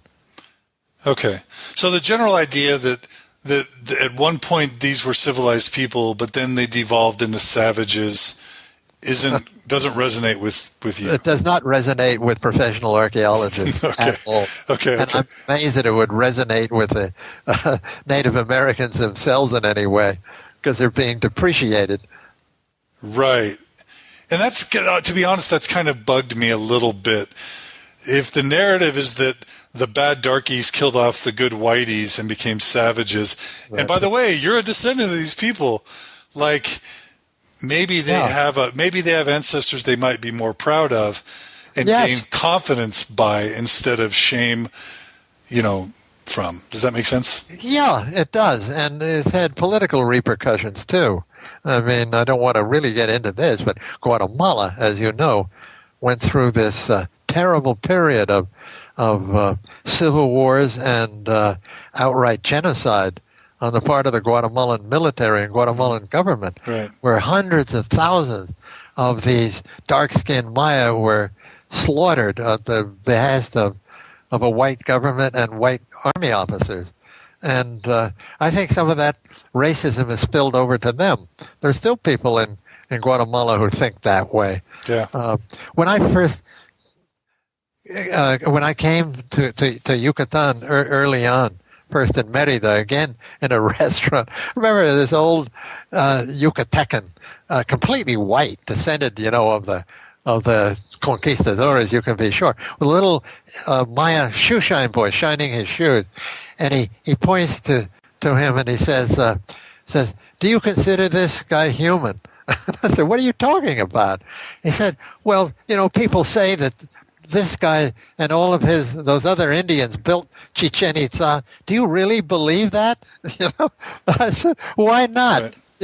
And he was saying this in Spanish, so this poor little guy was understanding what he was talking about. That's the mindset that really I object to, and that's in this idea of the Lamanites as the dark-skinned savages. Gotcha. Okay. Is it possible? Well, I'll get to what Joseph Smith might have been thinking at the time. Real quick, DNA. What's your understanding of the DNA? I know you're not a geneticist, but I'm not a geneticist. My father-in-law was a very distinguished one, Theodosius Dobzhansky. He was I married the daughter of one of the great geneticists. Oh, wow. But he died some time ago. But I would submit this question to him. I know they use a lot of the DNA stuff, but as far as I've never seen anything there that would convince me that these people have Middle Eastern DNA. Mm-hmm. Let's put it that way. Okay, gotcha. Okay, so and then the Book of Mormon mentions hundreds of thousands of people. Sometimes, if I recall correctly, battles where hundreds of thousands of people kind of fought each other, again with swords and shields and whatever. If I'm recalling correctly, you are. Is that type of population possible? Yes, that's true. I mean, whether you'd have hundreds of thousands of sides in an army, in one army. The Aztecs could field fairly good-sized armies, but never that size. The Maya area, which is the one in question, if we're going to talk about, what happened to the Nephites, the Maya area, there was never an empire. People used to think there was an old empire, a new empire. Archaeologists like the great Sylvanus Morley back 75 years ago, he was big on an old empire that then collapsed, and then there was a new empire up in northern Yucatan. There was never any overall political empire in the Maya area. They were quite small city-states, but there was big populations. I mean, there were a lot of Maya. Nobody can really estimate how many Maya there were because we don't have any census figures for us at all. but you can estimate it, what could have been the productivity of this kind of maize corn agriculture, given this kind of land, etc., and come up with some guesses. And it would have been many millions. There's no doubt about it. At the height of the classic Maya, let's say at about 500 to 700 AD, there would have been probably several million people in the Maya area. But the way they fought, there were never probably any big armies fielded, permanent armies. The Aztecs had them later on, but they never amounted to that many people. So and no swords and shields and helmets and fought that way, and certainly not with swords and shields. You'd find evidence for that. There's big mounds of bones and shields and helmets. Right? Yeah, you'd find big mounds of bones. What you do find, there's limited evidence for this. Well, I'd like to backtrack and say it's very hard to find evidences for battles, even well-known ones, except in modern times where you have so much hardware out there. But, for instance, the Battle of Hastings, 1066 in England, that's changed the entire course of English history. The Normans defeated the Anglo-Saxons there, the English. You'd think that that battlefield would be very easy to identify archaeologically, even if you didn't know from the records what happened in 1066. Hardly any evidence whatsoever archaeologically for the Battle of Hastings. It's very hard to pick up battlefield evidence. Nevertheless, there are limited, in the Maya area, there have been found limited evidence for mass battle or for defeat of a particular city. Mm-hmm. And one of them is a site called Ahuateca in Guatemala, up on the Patesh Batun region, where you have almost a Pompeii-like situation, where everybody had to leave, including the royalty and the scribes and the whole work, pick up and leave everything there. That's been dug by a very good University of Arizona archaeologist, Takeshi Inomata. There is at the site of Yaxchilan, along the river that divides Mexico and Guatemala, the Usumacinta, one of the mounds there that really the result of a temple collapsing is covered with stone arrow points, not steel ones. Okay. Expect. And then Richard Hansen, who is a Mormon archaeologist, but likes to say he's an archaeologist who happens to be a Mormon, who's digging this great early site of El Mirador in northernmost Guatemala, the greatest probably of all Maya sites. He's got evidence for, again, such a battle, but these are stone points, obsidian and things like that. No steel, no metal whatsoever. Okay. Yeah, I forgot to mention, this is just jumping back, but I forgot to mention any Reformed Egyptian remnants in the languages or linguistics of, we don't even know what that is, but any remnants of Egyptian hieroglyphs in Mayan or... Well, let's say this way. No, there's no different hieroglyphs have ever really shown up. There are some roller seals, clay roller seals, that showed up in one of the New World Archaeology Foundation sites called Chapa de Corso. It was claimed early on by Thomas Stewart Ferguson, who I might say a few things about, that there were Egyptian hieroglyphs on that. But nobody really believes that anymore. What is Reformed Egyptian? About the Book of Abraham, which is really an extremely important Mormon text in the Mormon religion, right. Which Smith claimed Smith said he translated this from an Egyptian manuscript, which was sold to him. It actually was. I've forgotten what the date was, but it was something like 1835. And he immediately saw that it was Egyptian, but he claimed it was in Reformed Egyptian and that he could read it. And he did. He provided this translation, which is the Book of Abraham, supposed to be Abraham's sojourn in Egypt in captivity when he worked with the pharaohs, and what happened to him and his relatives and all the rest of it. And this is a well-known Mormon text. It's part of the, I think, the Pearl of Great Price. This manuscript disappeared after a while, and it showed up in fragments in the Metropolitan Museum of Art. I don't know how long ago, but it was, let's say, within several decades ago. And they have extremely good Egyptologists there who immediately recognize it as an Egyptian Book of the Dead, a fragment of it. That's the most common Egyptian. It's a funerary text. Deals only with Egyptian gods, Isis, Osiris, all the rest of them, Thoth, the god of writing, etc. It has to do with the journey of the soul, the Egyptian soul, to the land of the dead and what he or she is going to inquire. It's a very common text. There are dozens and dozens of books of the dead. Smith had absolutely no knowledge of Egyptian hieroglyphs. He had no ability whatsoever to translate any Egyptian hieroglyphs, whether he called them Reformed Egyptian or not. Now, let's get to Thomas Stewart Ferguson. You mentioned that idea of one fold and one shepherd. Yes. Tom Ferguson was a lawyer from Orinda, California, and a former FBI guy. Worked for the FBI for quite a while. A really, really nice guy. I knew him. He's a wonderful person with a wonderful family. And, of course, a believing iron rod Mormon, I think. Right. An old-time Mormon. And he was desperate to get archaeologists interested in finding evidence, archaeological evidence, digging in to identify Zarahemla and to dig there and to find evidence for it.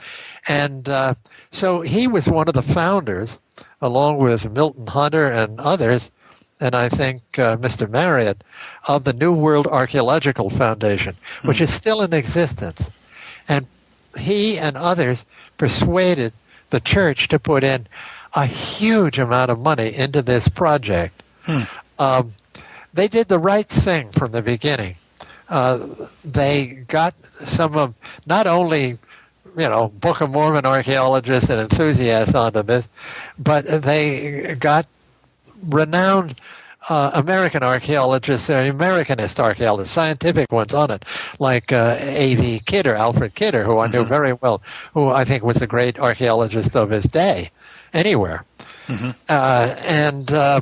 This was going to be set up not as specifically as Book of Mormon archaeology, but to dig in the most likely place in the right time, according to the Book of Mormon, to find, evidence for the Jaredites and the Nephites. Right. And this was identified by Book of Mormon geographers as a location in southeastern Chiapas, specifically the coast and then inland at a site called Chiapa de Corzo. And they dug there for years and years. I visited them early on, really under orders from A.V. Kidder to find out if this was a legitimate excavation. I came back singing high praises for these people who were doing this job. Really amazing guys like the late Gareth Lowe, who knew more about this pre-classic formative period in Mesoamerica as anybody else I ever knew. A wonderful human being. Now deceased, but a really terrific guy. And most of the archaeologists, almost all of them who have been working there, are first class. It's now run by, really in the hands of John Clark, who I consider one of the great Mesoamericanists of today. They really never found plates of gold or wheels or steel swords or anything of the sort. They've got a wonderful evolution of stuff from really the very ancient villages going back to, let's say, almost 1800 to 2000 BC, all the way on through the whole story of pre-Columbian Native Americans in that area, and they're nothing else but Native American cultures, one after another. Magnificent piece of work. So constantly arriving there in early days were kind of slight screwballs out of Salt Lake and places like that, coming down with metal detectors, who they tried to shoo off the sites, running around trying to find plates of gold and whatnot with metal detectors. but it was a completely legitimate operation. They published everything that they've ever found beautifully. Wonderful reports. I rely on them very, very much. I've worked very, very closely with these guys. I'd say, okay, if they're Mormons who are scientific archaeologists, not Mormon archaeologists. Gotcha. Okay, I want to ask you about these archaeologists, but before we close kind of the more detailed section, what about Book of Mormon geography? Is there any geography that you find is credible or reasonable that could map or tie to Book of Mormon geography? Well, there's been this huge amount of literature on this, and I relied on a good friend at Princeton who was raised as a Mormon to help me in this. And when I did that article for Dialogue, I had to go into all of that, and I've forgotten a lot of it. I do know that there's considerable disagreement between Salt Lake City Mormons and Independence, Missouri Mormons about Book of Mormon geography, because there are all kinds of stuff, in both traditions. And so I really, it was so long ago that I looked at it. Okay. I hate to even open my mouth on this. That's fine. The general idea traditionally was that the Book of Mormon, I guess we've gone back and forth, but some people kind of view kind of a limited geography where somewhere in Mesoamerica, the Lamanites and Nephites existed as part of a smaller group of these other existing populations. And, when they talk about Zarahemla and when they talk about the waters of Mormon, it's somewhere in Mesoamerica. And then there's others, but the problem with that is if Mormon and Moroni wrote plates and buried them in a Hill Cumorah, that's right. Does that mean that Moroni carried these plates all the way up to New York to bury the plates? I mean, could a feasibly a Mesoamerican 300, 400 AD walk and carry metal gold plates up to Palmyra, New York to bury them? Like, any idea of whether that's... Let's put it this way. It's unlikely, but of course not impossible. Okay. Actually, in ancient America, I think people were moving around a lot, really. People, I mean, for instance, central Mexicans, they knew about the Maya area. They traveled there as traders and whatnot. I mean, the Aztecs relied on all kinds of products from the tropical lowlands, such as chocolate, in their culture. We do know that in Illinois and Ohio, in the Hopewell culture, which is about contemporary with the classic Maya, they went all the way to Yellowstone Park to get obsidian. That's a long way. So they could travel a long way. Oh, yeah. That doesn't bother me. Okay. But the idea that there were plates of gold that even exist, there's no gold among the classic Maya period. I thought there was a ton of gold among the Aztec, right? But I'm talking about the classic, in the time frame of the Nephites, there's no gold. Oh, gold comes out of the Aztecs. Had gold, all right, but gold is late in Mesoamerica. How late? There's no real provable gold until about 700 A.D. And that's after... And just a little bit of it shows up. And that's after Moroni would have buried the plates. And it's a technology, done in a technology that came to them from the northwestern part of South America, Ecuador and Peru, where people had sailing rafts that could get up to those places and were trading. I think extensively in pre-Columbian times, all up and down that's on the Pacific coast side. Okay. The idea that somebody could get from the Maya area carrying golden plates up to bury them. I've been to the Hill Cumorah. I know where it is, Palmyra, New York. I've stood on it. To get up there is about 99.9% unlikely to me. Gotcha. And there's no record of there ever being metal plates in the New World? Where things were written on them, or is there? No, none. So, wait, let's say there are a few hieroglyphs on some of the gold discs that are very, very late. They're probably about 1400 A.D. that were fished out of the sacred well at Chichen Itza. No, there are probably about 3 hieroglyphs on some of that. That's where they went and some guy went diving down there with a Greek sponge diver's costume. The beginning of the 20th century, brought all kinds of stuff, which is up at Harvard. And the gold is very, very late. And there are a couple of hieroglyphs. They're round, they're discs. And the stuff that's on them is completely Mesoamerican. Okay, not like Hebrew. But I'm not going to say there are no hieroglyphs on gold, because there are one or two examples of that.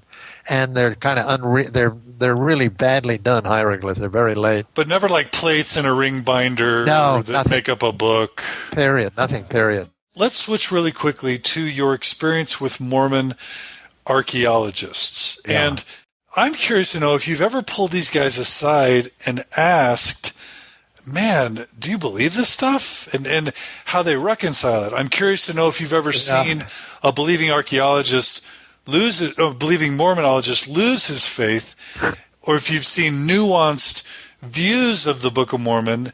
And then finally, wasn't there a famous Mormon who wrote a book about ancient American archaeology who then stopped believing in the church and left? So yes, talk about all that to the extent that you've got stories or experience. Yeah. Of course, this is a very tender subject. So you don't have to name names.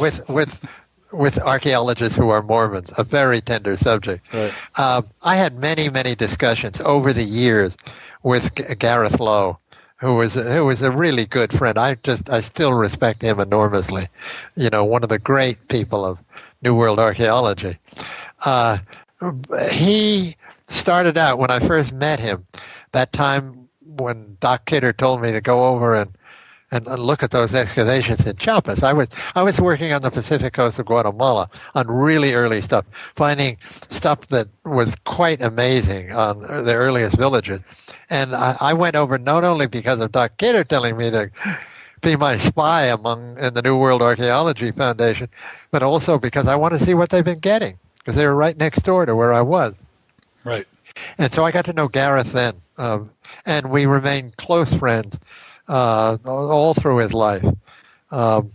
Gareth was definitely a believing Mormon then. He really was, but he was bothered by certain things.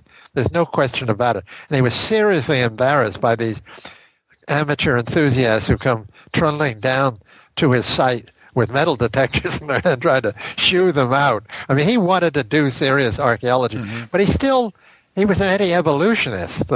I don't know whether the church takes a stand on this or not now, but being the son-in-law of one of the noted evolutionists of his day, I felt I had to bring this up. And he wouldn't buy that evolution couldn't take place, but he said, it bothers me. I'm bothered by this.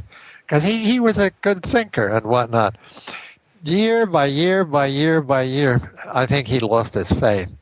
I think at the end, I don't think he had any of it at all left, at all.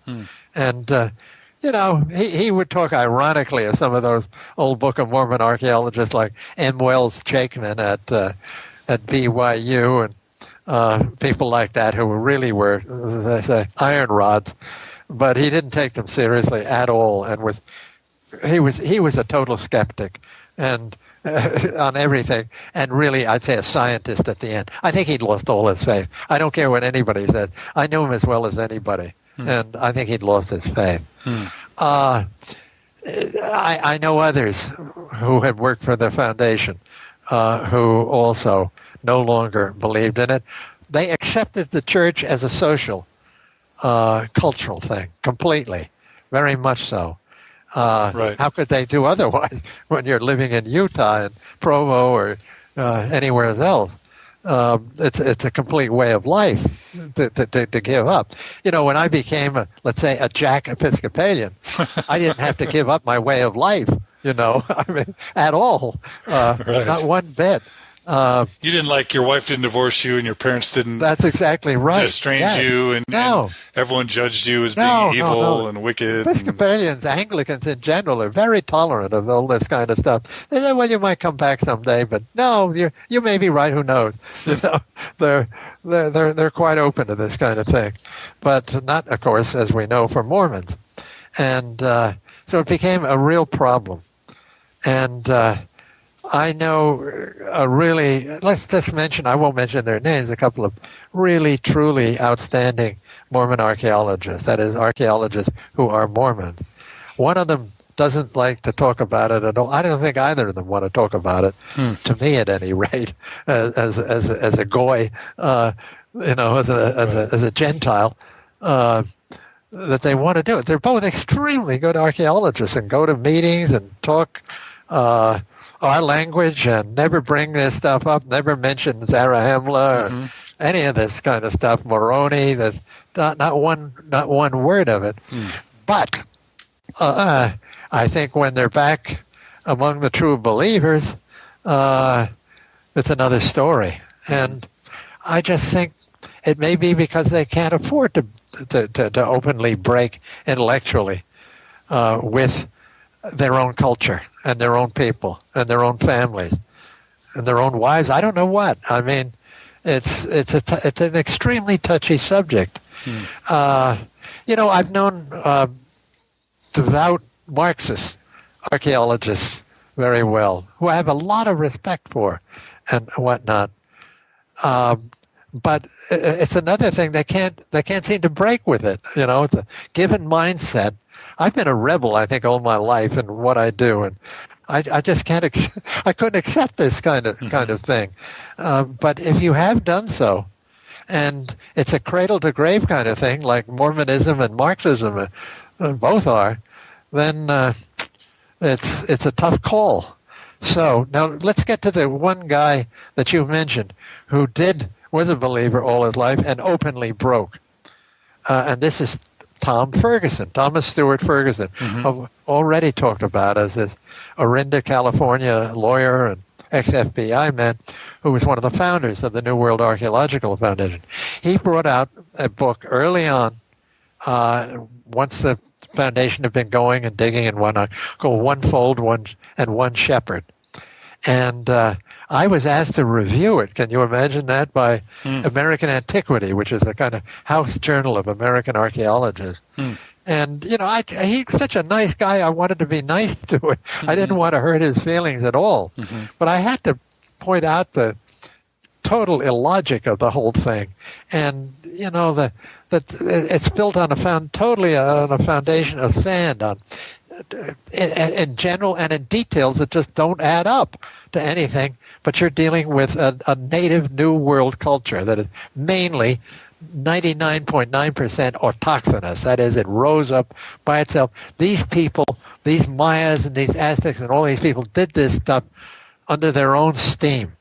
And this approach just is taking away from them a heritage which belongs to them and not to Europeans or to Hebrews or ancients out of the Near East or anybody. They did it themselves. And I thought that was unfair. Not unfair to Tom, but unfair to the New World peoples to take that position. And I pointed out the fallacies all through that. But, this is the reaction is very interesting because Mormons are some of the nicest people I know. Yeah. And the average guy author who's written a book like that got torn apart in a journal the way the young Michael Coe did it would have really been burned up and resentful and never speak to me again. Not Tom. We remained friends for a long, long time. Always cordial. I always had the best of relations with the people at BYU. The ones who I know were true believers and the ones who weren't.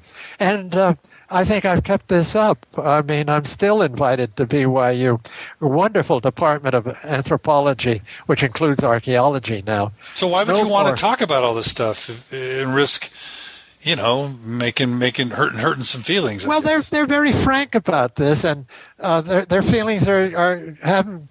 If they've been hurt, they've been very nice in disguising them because they are really nice to me. Right. I mean, you think after my review of Tom Ferguson's book and after what I wrote in Dialogue, which is all over the internet still, you think, keep this guy out, Not at all. Now, if they'd been Marxist, I would have been sent to the Gulag, but or worse, to the Lubyanka prison and shot. No, the Mormon people are really nice, moral, upstanding people, really. And as a whole, as archaeologists, they're a lot nicer than a lot of the Goyim archaeologists and anthropologists I know. A whole lot nicer. I still have very good friends among them. Right. What happened to Ferguson? Ferguson, I talked about the Book of Abraham, and that Egyptian manuscript. He finally came to the conclusion that if Joseph Smith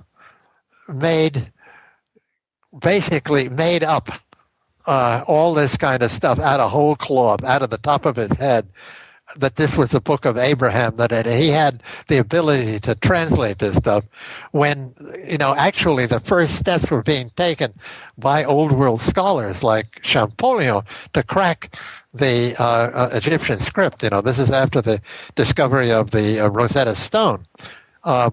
If this was made up of whole cloth by Smith out of his fertile brain, then the Book of Mormon was made up too.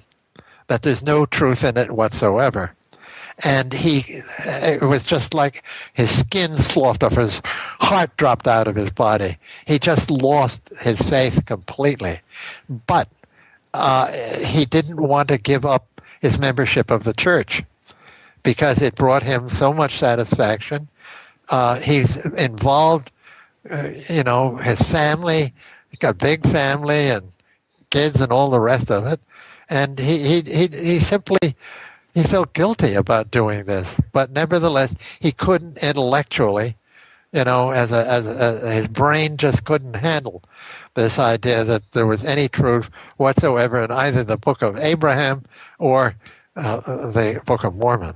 So that's a tragedy. There's a lot of stuff on the internet about Tom Ferguson. Right. He's a tragic figure. I mean, he died, I think, a very, very unhappy man. All right. So, do you know any credible Mormon anthropologists or anthropologists who happen to be Mormon who will look you in the eye and say, yes, I believe in a Zarahemla, and yes, I believe in the Waters of Mormon, and a King Benjamin, and in a Nephi, and a Moroni, and I'm a credible scientist? I think I know one. Okay. One. And he's very, very credible. And then how many Mormon anthropologists do you know who don't view it that way, who don't view the Book of Mormon as a literal historical document? Well, I can't ask them all, but right. it's only I have my suspicions here. I knew one, no one. I think he's still alive. Who actually wrote this stuff down. Why Book of Mormon archaeology is basically a lot of hooey. Really, I think took a lot of brickbats for it. People like Hugh Nibley rising up to defend the faith and whatnot. It's hard to say, but I would say I know about a half dozen. Have you known some? And have you known some to lose their faith completely in the Book of Mormon? Yeah. Okay. I think Gareth Lowe is one of them. Okay. All right. I mention him because I know he's dead. He, by the way, was also a wonderful guy, but also a true fundamentalist at one point, and and you know what that means. But it just disintegrated on him. We had many conversations about this over the years, over the decades. Not fun. Okay, so there's this rumor that went around in Mormonism for a lot of years that, I don't know if it was Smithsonian or National Geographic archaeologists, used to take the Book of Mormon along with them to help them find ancient American archaeological sites. And apparently it got so annoying to the point where the Smithsonian, I believe, actually published a letter. Do you know this story at all? I do. Talk about that for a second. I've seen that letter, and their official statement about the Book of Mormon. I don't know of any National Geographic archaeologist or anybody backed by the National Geographic anywhere in the world who ever especially in the New World, who would have taken the Book of Mormon with him or her or Smithsonian as a guide, or the Smithsonian. And I've known a lot of archaeologists out of both places. Okay. They, they knew about what goes on, and they knew about Book of Mormon archaeology, but basically they didn't buy any part of it.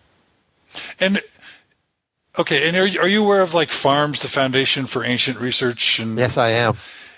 like, there's a Daniel Peterson there. There's a John Gee. There are all these different. Well, that's Book of Mormon. Those are Book of Mormon archaeologists, essentially. And are like, when 10 non-Mormon archaeologists are sitting around smoking a cigar or drinking a glass of wine, and FARMS comes up, or Book of Mormon apologist comes up, what's the general sentiment or feeling, or would this never happen? I think it's been mentioned, and the general feeling is that this is not a really serious scientific group at all, that it's a continuation of the old Book of Mormon archaeology that used to be practiced at BYU in the bad old days, or good old days, however you look at it, by people like Christensen and Jakeman and people of that sort. It's basically true believers. I mean, they've got their minds made up, and all they want to hear is confirmation of what they already know. It's a lot like Marxist archaeology. The Marxists go into the field, especially this is true in the Soviet Union in the old days. It used to be true in China, and it's now changed. These people are dropping a lot of their Marxism. But you only went into the field in the Soviet Union to find out whether Marx and Engels' theory about the development of societies and cultures is correct or not. And, you knew it was correct. You just wanted to find further corroborative evidence. And never, what a scientist would ask is this true or false, period, and to pose a question. What science is a way of posing a question, or at least science has questions, poses them in a certain way where a thing can be validated or shown to be false. Okay. It's why science and religion don't really coordinate at all, because how can you pose a question whether whether there is a God or not, that can be falsified or validated, and it can never be done. And these are two different realms. So when you mix them together, as in, let's say, old-style Mormonism or Marxism, which to me is another religion, or let's say Catholicism in the days when Galileo was around, it becomes totally non-scientific. It can't be. If you accept as given everything that's in the Book of Mormon, how can you say whether it's true or false? As a total proposition, and it can't be done. It's a religion. It's not a scientific question.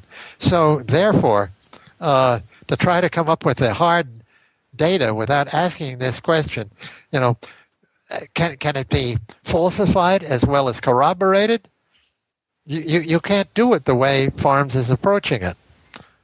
Can it be falsified? Like, I know that some people mock this notion of, there's an argument that you can never prove that God doesn't exist. You can never prove that Jesus didn't exist. Yeah, that's why it's not a scientific question. And then people laugh and say, well, maybe there's a flying spaghetti monster, living on the dark side of the moon, but we can't prove it. Like, that's true. It's so ridiculous. Yeah. What would the probability be? That's what it comes down to, is probability. And for you, what's the probability that the Book of Mormon narrative happened and is a historical document? It's less than 1%. I'd say it's as close to zero as you can get it. It's all probability, but it's highly improbable. Someday somebody may dig up a chariot with wheels on it, but it hasn't been done yet. Or someday somebody may dig out of a classic Maya site in a firm context a steel sword or a steel shield. It hasn't been done in 100 years, and they've been digging, I'd say now 80 or 90 or 100-mile sites. So I'd say the probability is almost non-existent. It exists. There's always a probability that I can jump over the Empire State Building, but it's pretty small. And so I guess we could hear all this if I were to ask you, and the evidence from the Book of Mormon that would conflict, and the details from the Book of Mormon that would conflict with the evidence we have, percentage-wise, a lot, a little bit, none, some? I'd say 99% almost of everything that the Book of Mormon has as details is falsifiable. 99% is falsifiable. That's right. It's false. You know, you can say, do chariots exist in Mesoamerica and before, say, the Spaniards came in with wheeled vehicles? And the answer is no, they do not. You can go through that and you come up with I'd say those are falsifiable questions. Those are scientific questions. And what about those who would try and redefine the language in the Book of Mormon? They would say, well, when they said horse, and this is a common one. I've heard this comment. Okay, yeah, when they said horse, they meant taper, or when they said steel, they meant shale or some type of rock. Yeah, right. What are your thoughts about that? Well, you can go through and twist all those things.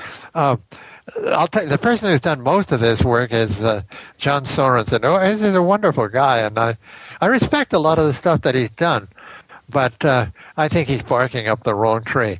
I mean, linguistics is a science now. It's not guesswork and moving this word around and seeing if you can twist it. We know how the Maya languages work. We know their phonetics. We know their history now, going back a couple of thousand years, thanks to the great decipherment. And you can't fool around with that all that much. And you always want to remember that when the Spaniards came to the New World, they'd never dealt with these people before in their lives. They're dealing with languages that they knew nothing about. The friars learned them rather quickly, and they had to come up with words they could use in their sermons that dealt with things that were in the Bible that they were trying to put over when they were Christianizing these people. So they came up with some new vocabulary. And, for instance, this business of the Maya word is tsimin, which it means taper in Maya.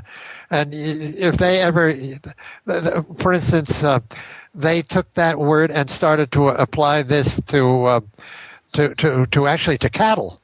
To cows, mm-hmm. which they brought in with them, which never had existed before. Then they said, okay, we have to now have a word for taper. So they use a word, double word, tsimin kash. Kash means forest or wild jungle. So it's the cattle of the wild jungle sort of coming back. They warped the language to fit it to their own things. You have to remember where these words come from and what their history is. But in pre-Spanish times, we know what those words meant, and we know their history. You can't warp those. Okay, and when a Book of Mormon apologist finds like chiasmus in the Book of Mormon, or he finds bees in the Arabian Peninsula that sort of say, hey, wait a minute, how would Joseph have known that there were bees in the Arabian Peninsula that maybe Laman and Lemuel could have traversed through there and then came here, or even a fertile land? Or why is there chiasmus in the Book of Mormon? How could Joseph have known that chiasmus was an important thing back in the Old World, and now it's in the Book of Mormon? What are your thoughts about those types of proofs? Well, let's start with the bees. I used to be a beekeeper. I had 6 hives up at my farm until the bears wiped me out 3 years in a row. So I got interested in bees. These are domesticated. These bees are old world bees. Actually, they're Italian bees, which are the best for honey production and the tamest, the least likely to sting the living daylights out of you. There are many species of bees, And, of course, a larger group of them, much, much larger group, which include New World bees. The New World bees, however, are all stingless. They keep them in log hives still today in the Maya area. You can see them back at people's houses. These are stingless bees. They don't sting. They're not Old World bees at all. They're native New World bees, especially in the tropics, like the Maya area. They produce a wonderful honey, but they're wild as can be. They're really hard to domesticate. You really can't do it. The bees are just completely different, but there are bees, and beekeeping shows up in one of the 4 Maya manuscripts, actually, the gods of the beekeepers. They just simply happen to be there all along. I mean, and this particular manuscript is pre-Spanish, pre-Columbian. Had nothing to do, it was already there. And it has nothing to do with bees in Arabia or Jerusalem or any other place in the Middle East. Absolutely nothing to do with it. It's a native stingless bee. They can still bite you. They can get quite unpleasant, get in your hair and in your eyebrows and so forth. They're sort of like sweat bees. You all may be familiar with that, which is a typical New World bee. Remind me what chiasmus is. I know Hugh Nibley's written about this. I can't even fully. I can Google it real quick and. Yeah, right. But it's something about a pattern. It's okay. I'll read it. I'll read it from the great sage Google. Crossing, a rhetorical trope in which the first line or clause of a statement is repeated in reverse order in the second. Okay, I got it. There's. Why doesn't that prove the Book of Mormon's true? It's certainly something similar to it existed in the New World, but it exists in a lot of places, actually. The most famous piece of literature from Mesoamerica, and I think the greatest piece of literature ever to come out of the New World, is called the Popol Vuh. Yep. It's been wonderfully translated. It's been translated into a number of languages. There's 2 great English translations, one by a non-LDS guy, Dennis Tedlock, who's at the University of New York State University, Buffalo, and then by Alan Christensen, who happens to be at BYU. He's a good friend of mine, too. Mm-hmm. It's a wonderful translation. In the original, and this is typical of Mesoamerican tropes altogether, to be a great... What's a trope? What's a trope? It's a form of poetry. It's a poet to say something as poetry or metaphor. It's a trope. Okay. And let's call it metaphorical speech. The way in the Aztecs are well documented for them, who aren't even in Book of Mormon Zarahemla. It's a way of oratory and a poetry and a myth, declaiming myth, in which you say something as a declarative sentence in the first line. In the second line, you say something with the same meaning, but you change the words slightly. Mm-hmm. And often it's on the final word, and it often rhymes with the word in the first line. Mm-hmm. You can also do this as triplets, which is really tricky. And the Popol Vuh is written that way, the original in Quiché Maya. Quiché is one of the 29 Maya languages, still spoken in the highlands of Guatemala. That's you probably heard it when you were a missionary there. Yep. So this is what you find, but it's sort of scattered through the New World in general. It means nothing to me that this proves the Book of Mormon is correct. The Book of Mormon is, to me, frankly, a recreation of the language of the Old Testament as in the King James Bible, which I grew up on. And you find the same kind of thing there in the Book of Genesis, for instance. It's very, very common in that. I mean, the stuff is basically poetry in there. But poetry is found all around the world, and that's the kind things of this nature. All right. a metaphorical speech where you're showing how really wonderful you are by doing this. Aztecs highly valued this. I mean, you were considered to be a great thinker and whatnot if you could speak this way. And it's all laid out how you can do it. But doesn't prove the Book of Mormon. It has nothing to do with the Book of Mormon. Okay. Except what it does show is that Joseph Smith knew the Old Testament very, very well. Gotcha. Okay. So one of the biggest arguments for the Book of Mormon is its mere existence. You'll find most traditional believing Mormons will say, this is an incredible, amazing book. It's got intricate economies, entire measuring systems, currency systems. It has, different styles from different authors. It's just so inspirational, so intricate, so complex, so sophisticated, so advanced. So many things that are in there that Joseph Smith couldn't possibly have known, that there's no way that one person, especially an uneducated, illiterate farm boy from upstate New York, there's no way that he could have generated this book. So how, Dr. Coe, in the world can you explain what so many people would think is a miraculous book? Well, this brings me to how I feel about Joseph Smith. I think, and I said it on the PBS program on the Mormons, that I think he was one of the greatest people who's ever lived. I think every once in a while you get a guy who's illiterate, or I think he wasn't totally illiterate, I think he may have been semi-literate, who had was able to memorize something like the Old Testament. I think he'd memorized a lot of it, especially the book of Genesis. I think Joseph Smith was not only one of the greatest Americans who ever lived, but I think he was one of the greatest men who ever lived. He was an incredible leader. I know it's anathema to a lot of Mormons, but the biography of him, No Man Knows My History, I think it's the greatest biography ever written by Fawn Brodie, who was drummed out of the church for writing this thing. It's an incredible thing, the respect one has for Smith. After reading that, I just had one of the most interesting, amazing people.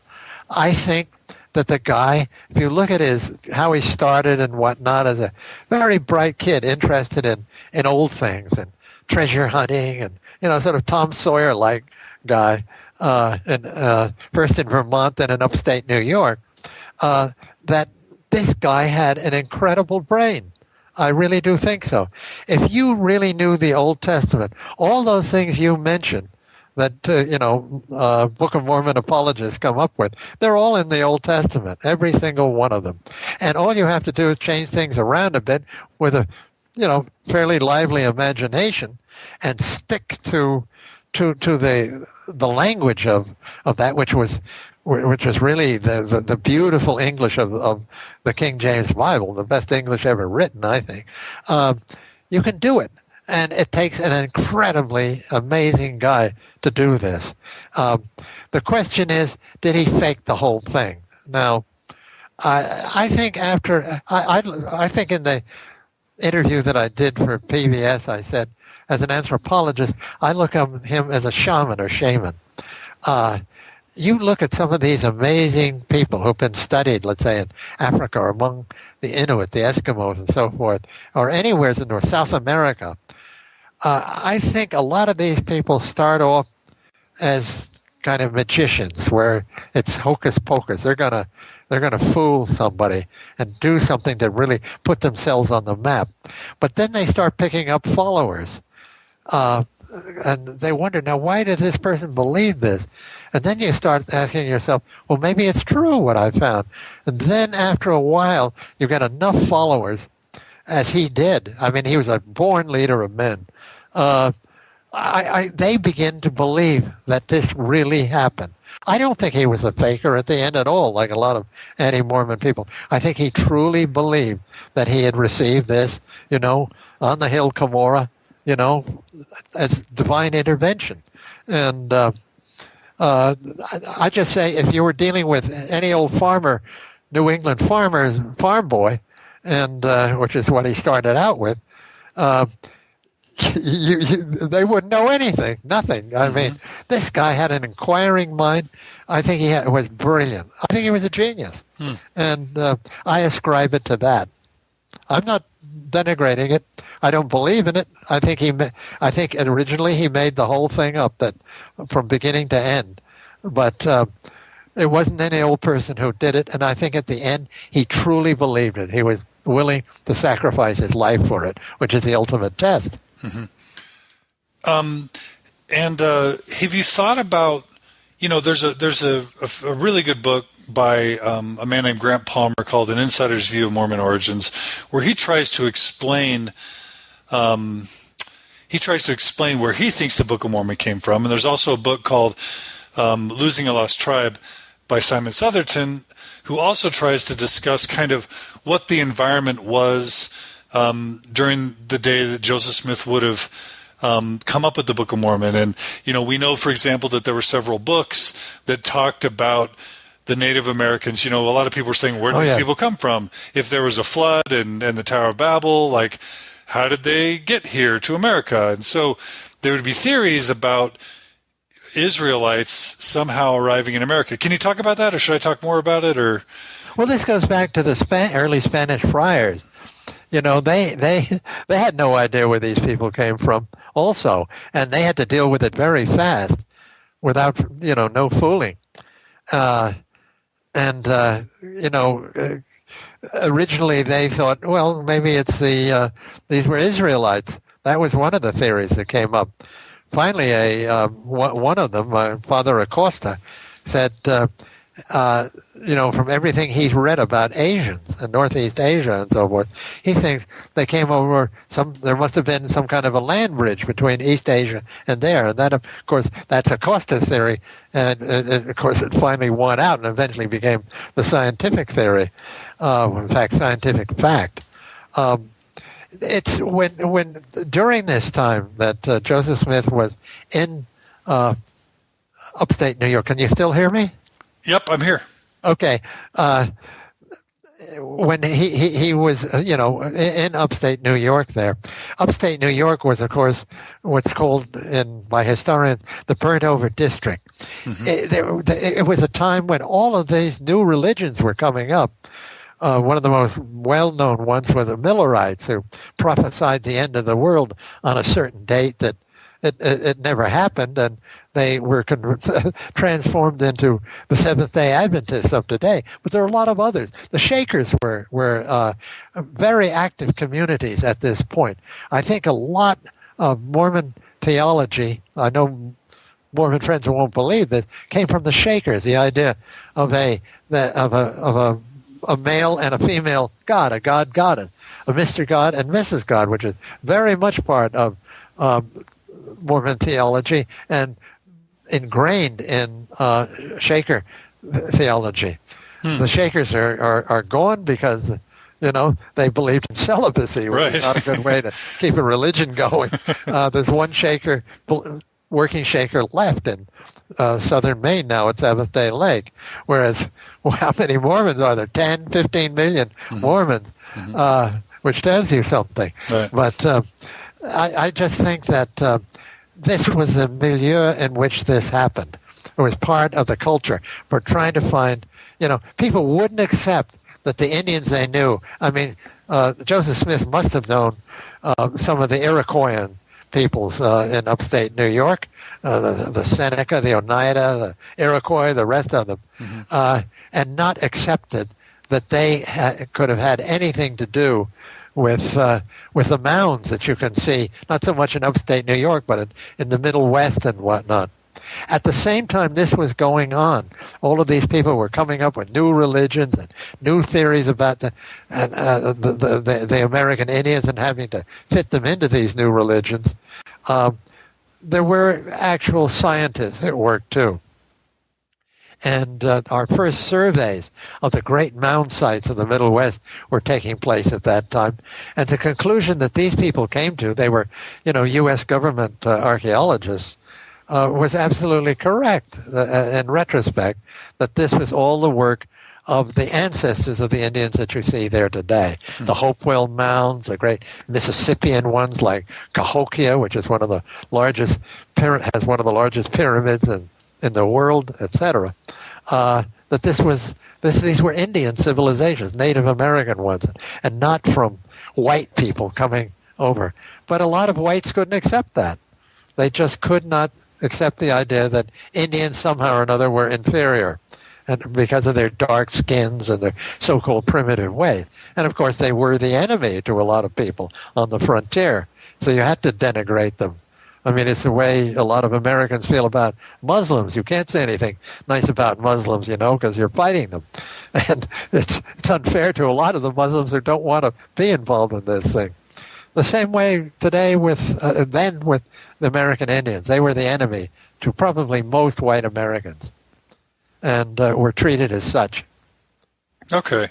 And so you could look at the Book of Mormon as a text and look at the environment that Joseph Smith was swimming in. And, and this is kind of Grant Palmer's thesis. A fifth of the Book of Mormon is copied straight out of the Bible. In fact, it's copied out of a version of the Bible that we know Joseph Smith had, where it even carries over some of the errors that actual edition of the Bible I do know that, carried. So that's like you can explain a fifth of the Book of Mormon away, like all the Isaiah part in 2nd Nephi, as just direct copying from the Bible. And then you've got all these evangelical ministers preaching sermons about baptism and repentance and faith and all that stuff. And, Grant Palmer would say that maybe a fifth of the Book of Mormon is just sermons that Joseph Smith heard in the burnt-over district that he puts into the mouths of King Benjamin and Alma and Mosiah and all these great people. And the Second Coming, of course. Right, and all that kind of stuff. And then there's a good chunk. Some would argue there's a good chunk of Joseph Smith's own narrative in there, that he had brothers, that he had a father who was a visionary. In fact, there's even a record of Joseph Smith Sr. having a dream very much like Lehi's dream was, with the tree and the fruit and too delicious to the taste, and a lot of the stuff about a younger brother who was righteous and maybe a little more noble than some of his older brothers. And you could write off a good chunk of the Book of Mormon to that. And then if you want to say that there was these concerns about the Native Americans, these racist teachings about a light and a dark-skinned people, and even, from the Book of the View of the Hebrews and other books, even, claims or allegations contemporary to Joseph Smith that maybe the origin of the Native Americans, came from Israel and Jerusalem itself. You can find books that said that. Then that whole part about the race narrative and the dark and the light skin and the traveling from Jerusalem can all be attributed to those sources. Yeah. Is that right? That sounds right. That sounds convincing to me, actually. You mentioned the dream of Lehi. There are two very interesting publications that came out back in the days when the Book of Mormon archaeologists were running the archaeology department in BYU, about what we know of as Stela 5 from Izapa. That's a wonderful site that the New World Archaeological Foundation excavated, wrote wonderful reports on, and a very early one that's in Chiapas, not too far from where I was digging in Guatemala, full of beautiful carved stone monuments, really interesting ones. These stelae are, let's say, slabs, stones with reliefs on them, full of iconography, gods doing all sorts of interesting stuff right out of the Popol Vuh narrative, actually, having to do with the hero twins and their defeat of the underworld gods, etc. There's one publication with that stela on it, which is a very big and intricate one. It's been, artists have been trying to copy it many times because it's somewhat worn. One is a straightforward description of this stela. I would date the thing to about 100 BC, maybe, what we call late pre-classic or late formative. And it's very Maya in its content, actually. Mm-hmm. This scene that it describes, shows a world tree, not a cross, but a world tree with a lot of branches. All kinds of other weird-looking stuff going on underneath it, all of which I think can be explained from Mesoamerican precedent. On okay, that comes out with a plain cover, with it looks like an archaeological report, and it's very good, by M. Wells Jakeman, who was a Book of Mormon archaeologist, very important one back in those days. Then there's one that's put out for the true believers, which is totally different in content and in its cover. Its cover is, I've got it, it's wonderful. It's blue, and the so-called Tree of Life, Lehi's Dream, is all in gold. It's a gold on blue one. It's a magnificent-looking publication. It's a pamphlet, but it really looks good. And inside it's completely Dream of Lehi interpretation. So that is for the true believers, and the other one for the Gentiles like myself and whatnot. This split, it goes all the way back. People trying to narrow this thing down so that became an icon, and they made plaster or plastic replicas of it, very good ones, and sent all around the world so it becomes a sort of like the Russians would have an icon in the corner with a candle burning from it. I've seen it in Mormon houses that I've been in. There's the Dream of Lehi. It's Stela 5 from Izapa. It's just a different world. And if you want to believe, that's it. But if you take a scientific point of view, you'll have to read the other publication. Absolutely. It's two different worlds. So, okay.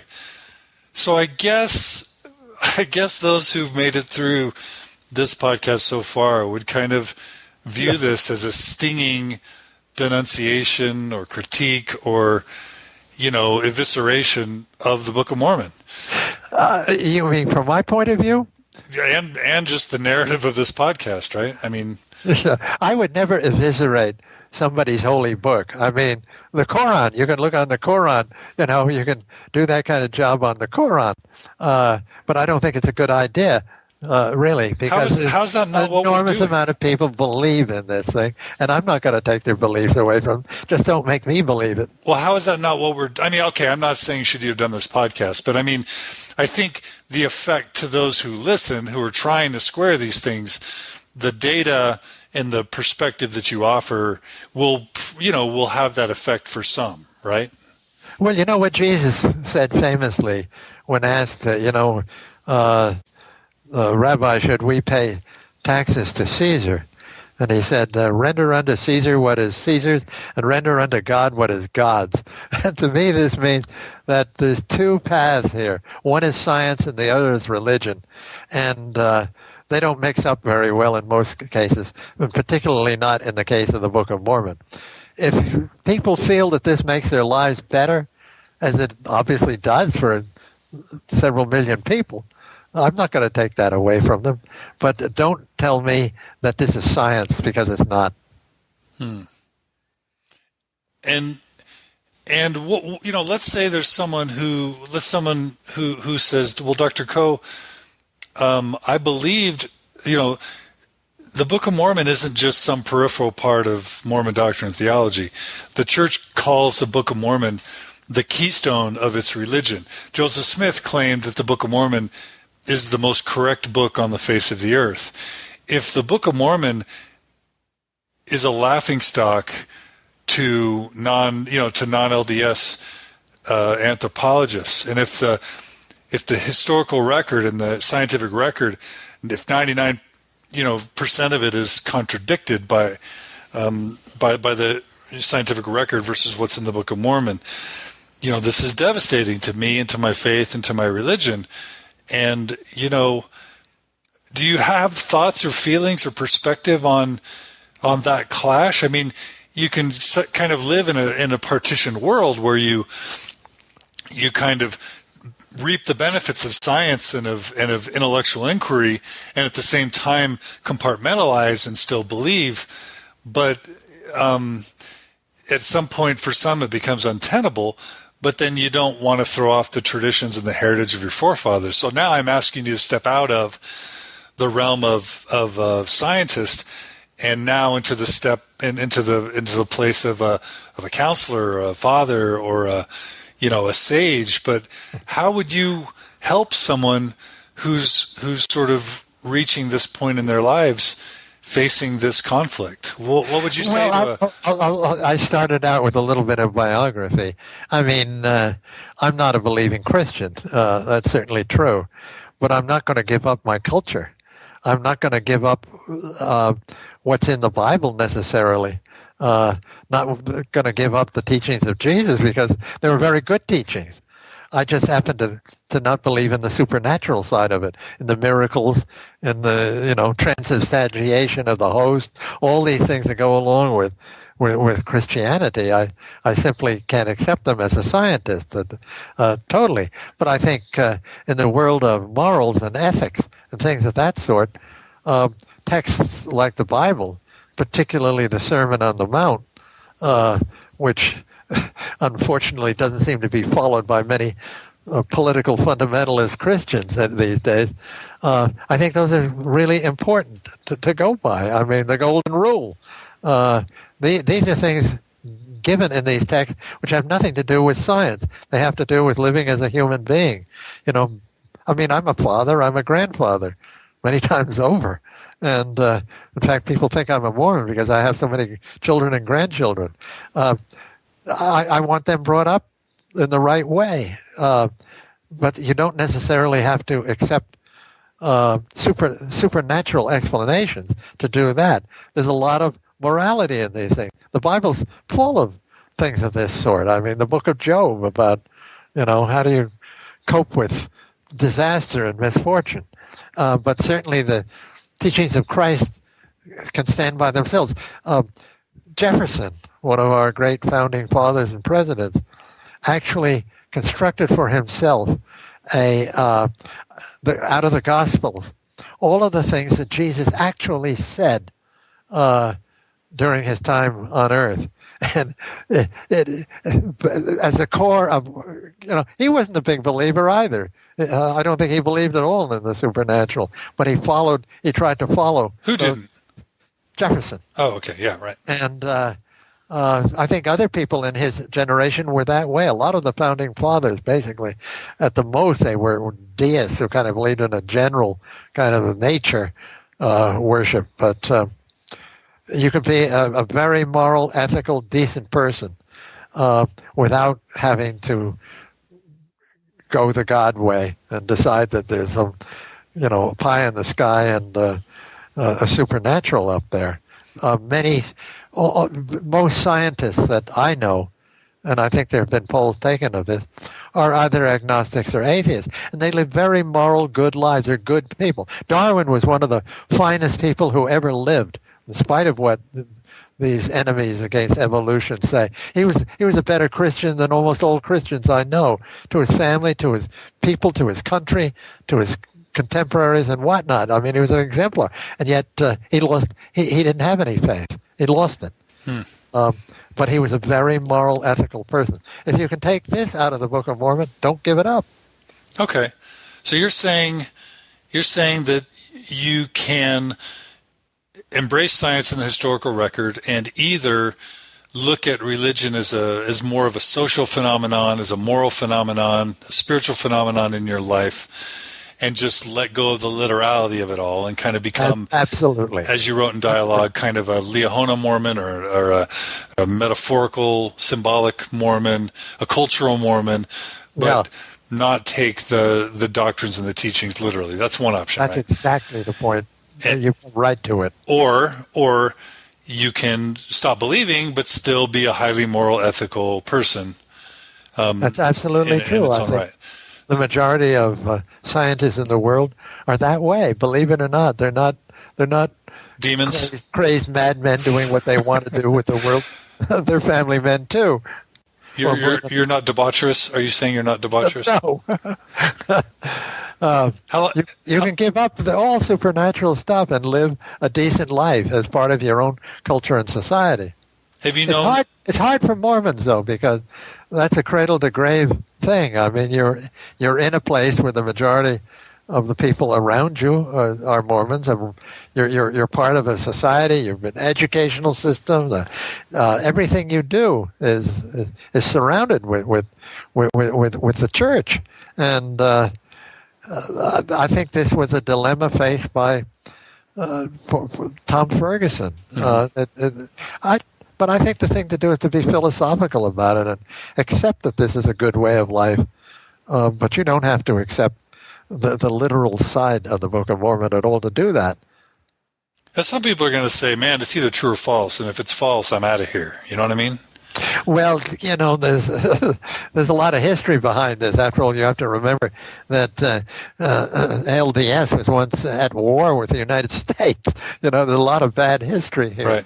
And the one of the first Sherlock Holmes books, A Study in Scarlet, is all about the avenging angels, the Danites, chastising and tearing after Mormon apostates. It's an amazing book. I mean, incredible story. But there's a long history about this, and anti-Mormonism, anti-Mormon feelings, and vice versa. There's a terrible history of this. So I think a lot of people will say, man, I'm out of here, too. But for a lot of people, it's impossible. That's their lives. Mm-hmm. They're living there. I mean, there they are. What if people were to just discount you and your perspective? This Dr. Coe is just clearly an anti-Mormon with an axe to grind. He's just an atheistic, secular, bitter, angry man who must have been wronged by someone at some point and is just coming at us as much as he can. What would you say to that? Well, okay, it's not true. Where's your evidence? Where's the data? Yeah. Well, I'm not going to, throw my curriculum vitae at you, but I have managed to raise a family, children, and wonderful grandchildren, to be surrounded with a circle of friends, both scholars and non-scholars and all kinds of people, many of whom are fellow fly fishermen. And I have had some of the best students in the world while I've been at Yale, who are still part of my family in many respects. Mm-hmm. And they now have their students who I look on as my grandchildren, and they are starting to get senior and to have their students too. So I don't think I've done wrong. Right. Gotcha. And just really quickly, in this world of new media, Facebook and Twitter and such, different things are kind of possible. I went ahead on Facebook and just kind of posted, hey, I'm finishing up an interview with with Yale anthropologist Dr. Coe, and, a bunch of people are having this big, long conversation before this interview is even released. And a close family member of mine, this is what he wrote. He wrote, if Dr. Coe thinks there's no evidence for the crucifixion of Jesus, then I'm not sure why I should care what he says about the Book of Mormon. And so he's basically, and really what my question there is, what about people who say, oh, well, the Book of Mormon, okay, problem with that, but we still got the Bible to cling to. Yeah. Well, is the Bible, if someone's going to dig into the Bible, are they going to find similar archaeological problems or not quite as severe or... Well, let's say which part of the Bible you're dealing with. Right. There's plenty of archaeological evidence for quite a lot of the stuff in the Bible. Okay. But there's no, for instance, take the Exodus, which is so important to believing Jews as well as Christians. There's no archaeological evidence whatsoever that the Exodus ever took place. There is not one shred of evidence for this. Mm-hmm. So there's whole sections of the Bible that are there for a purpose, but it's not. It's to convince people that there was a reality when there was no reality there, and the Exodus is a fiction. It's what you would expect from a people who are lording it over other people of a different ethnic group or a different tribe. That we came in and we conquered you people. We took this land over. That's what it's all about. And you find this type of myth for the Aztecs have a very similar myth like that they came in and conquered all these people and made things new. Came out of the desert and did these wonderful things. It's a typical thing that you find in anthropology and archaeology around the world. So there's a lot of the Bible that one cannot take. To get back to the crucifixion, there isn't any archaeological evidence or even valid historical evidence from the Romans, let's say, that that Christ was ever crucified. We know they crucified plenty of people, thousands, sometimes tens of thousands of people. Is that the way? Did that actually happen?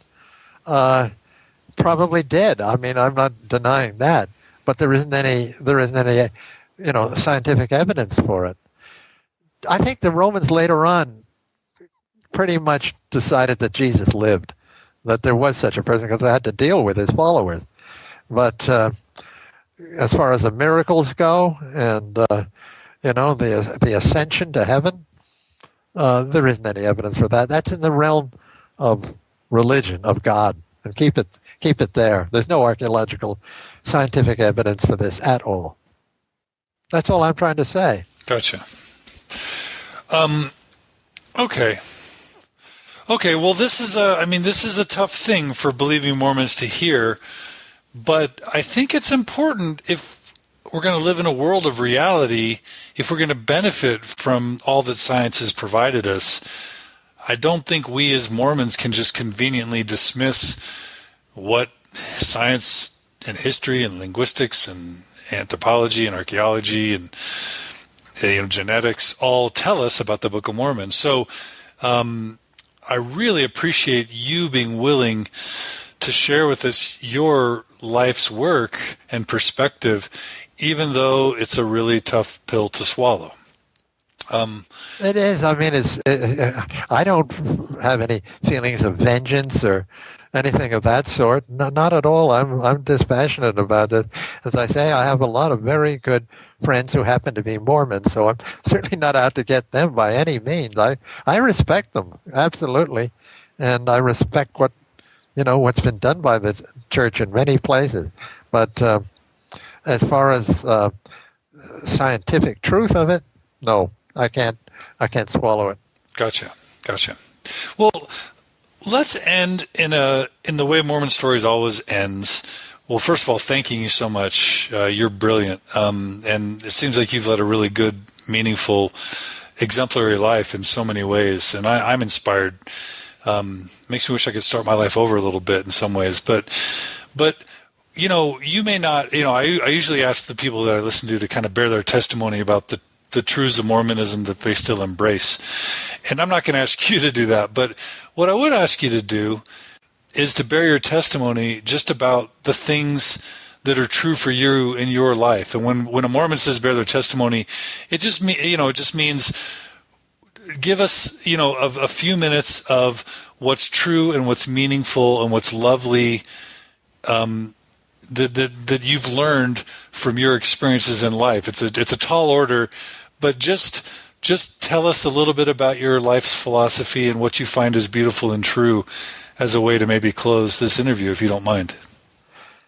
Well, I think the first thing is, of course, I'm involved with my own family, in my own society, in my own country, in my own world.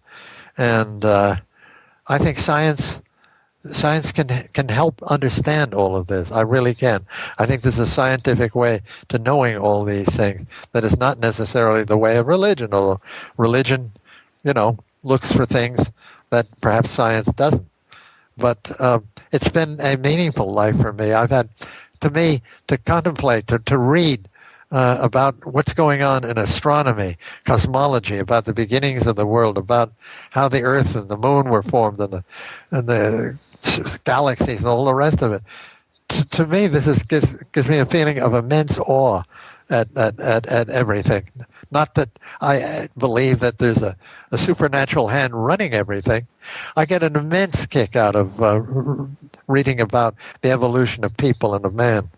And I also, at the other side, that I think I have been influenced by Christ's teachings. I mean, not that I'm a Christ-like person in any way, but that his way of living and dealing with other people was the right one.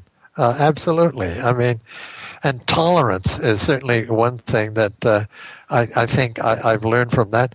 which is not found in a lot of religions by a long shot. Tremendous amounts of intolerance and hatred are bred by religions. You only have to look at the world today, what's going on. People like Yugoslavia, ex-Yugoslavia, for instance, all the identical people, 3 different groups, Serbs, Bosnian Muslims, and Catholic Croats. They're all identical, speak the same language, absolutely in culture, the same people. And yet they hate each other. They're willing to kill each other.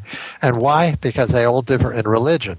Religion can lead to terrible intolerance as well as tolerance. The history of religion, of Christianity, has been a very bad one, actually, in Europe and elsewhere. But if you took what was the germ of the thing, what Christ actually said and stood for, that's a different story. And you can do that without being a believer that there is a God. And do it very well, as many people have, as Darwin had to. I think if I were asked who was the greatest man who ever lived other than Jesus, I would say Darwin.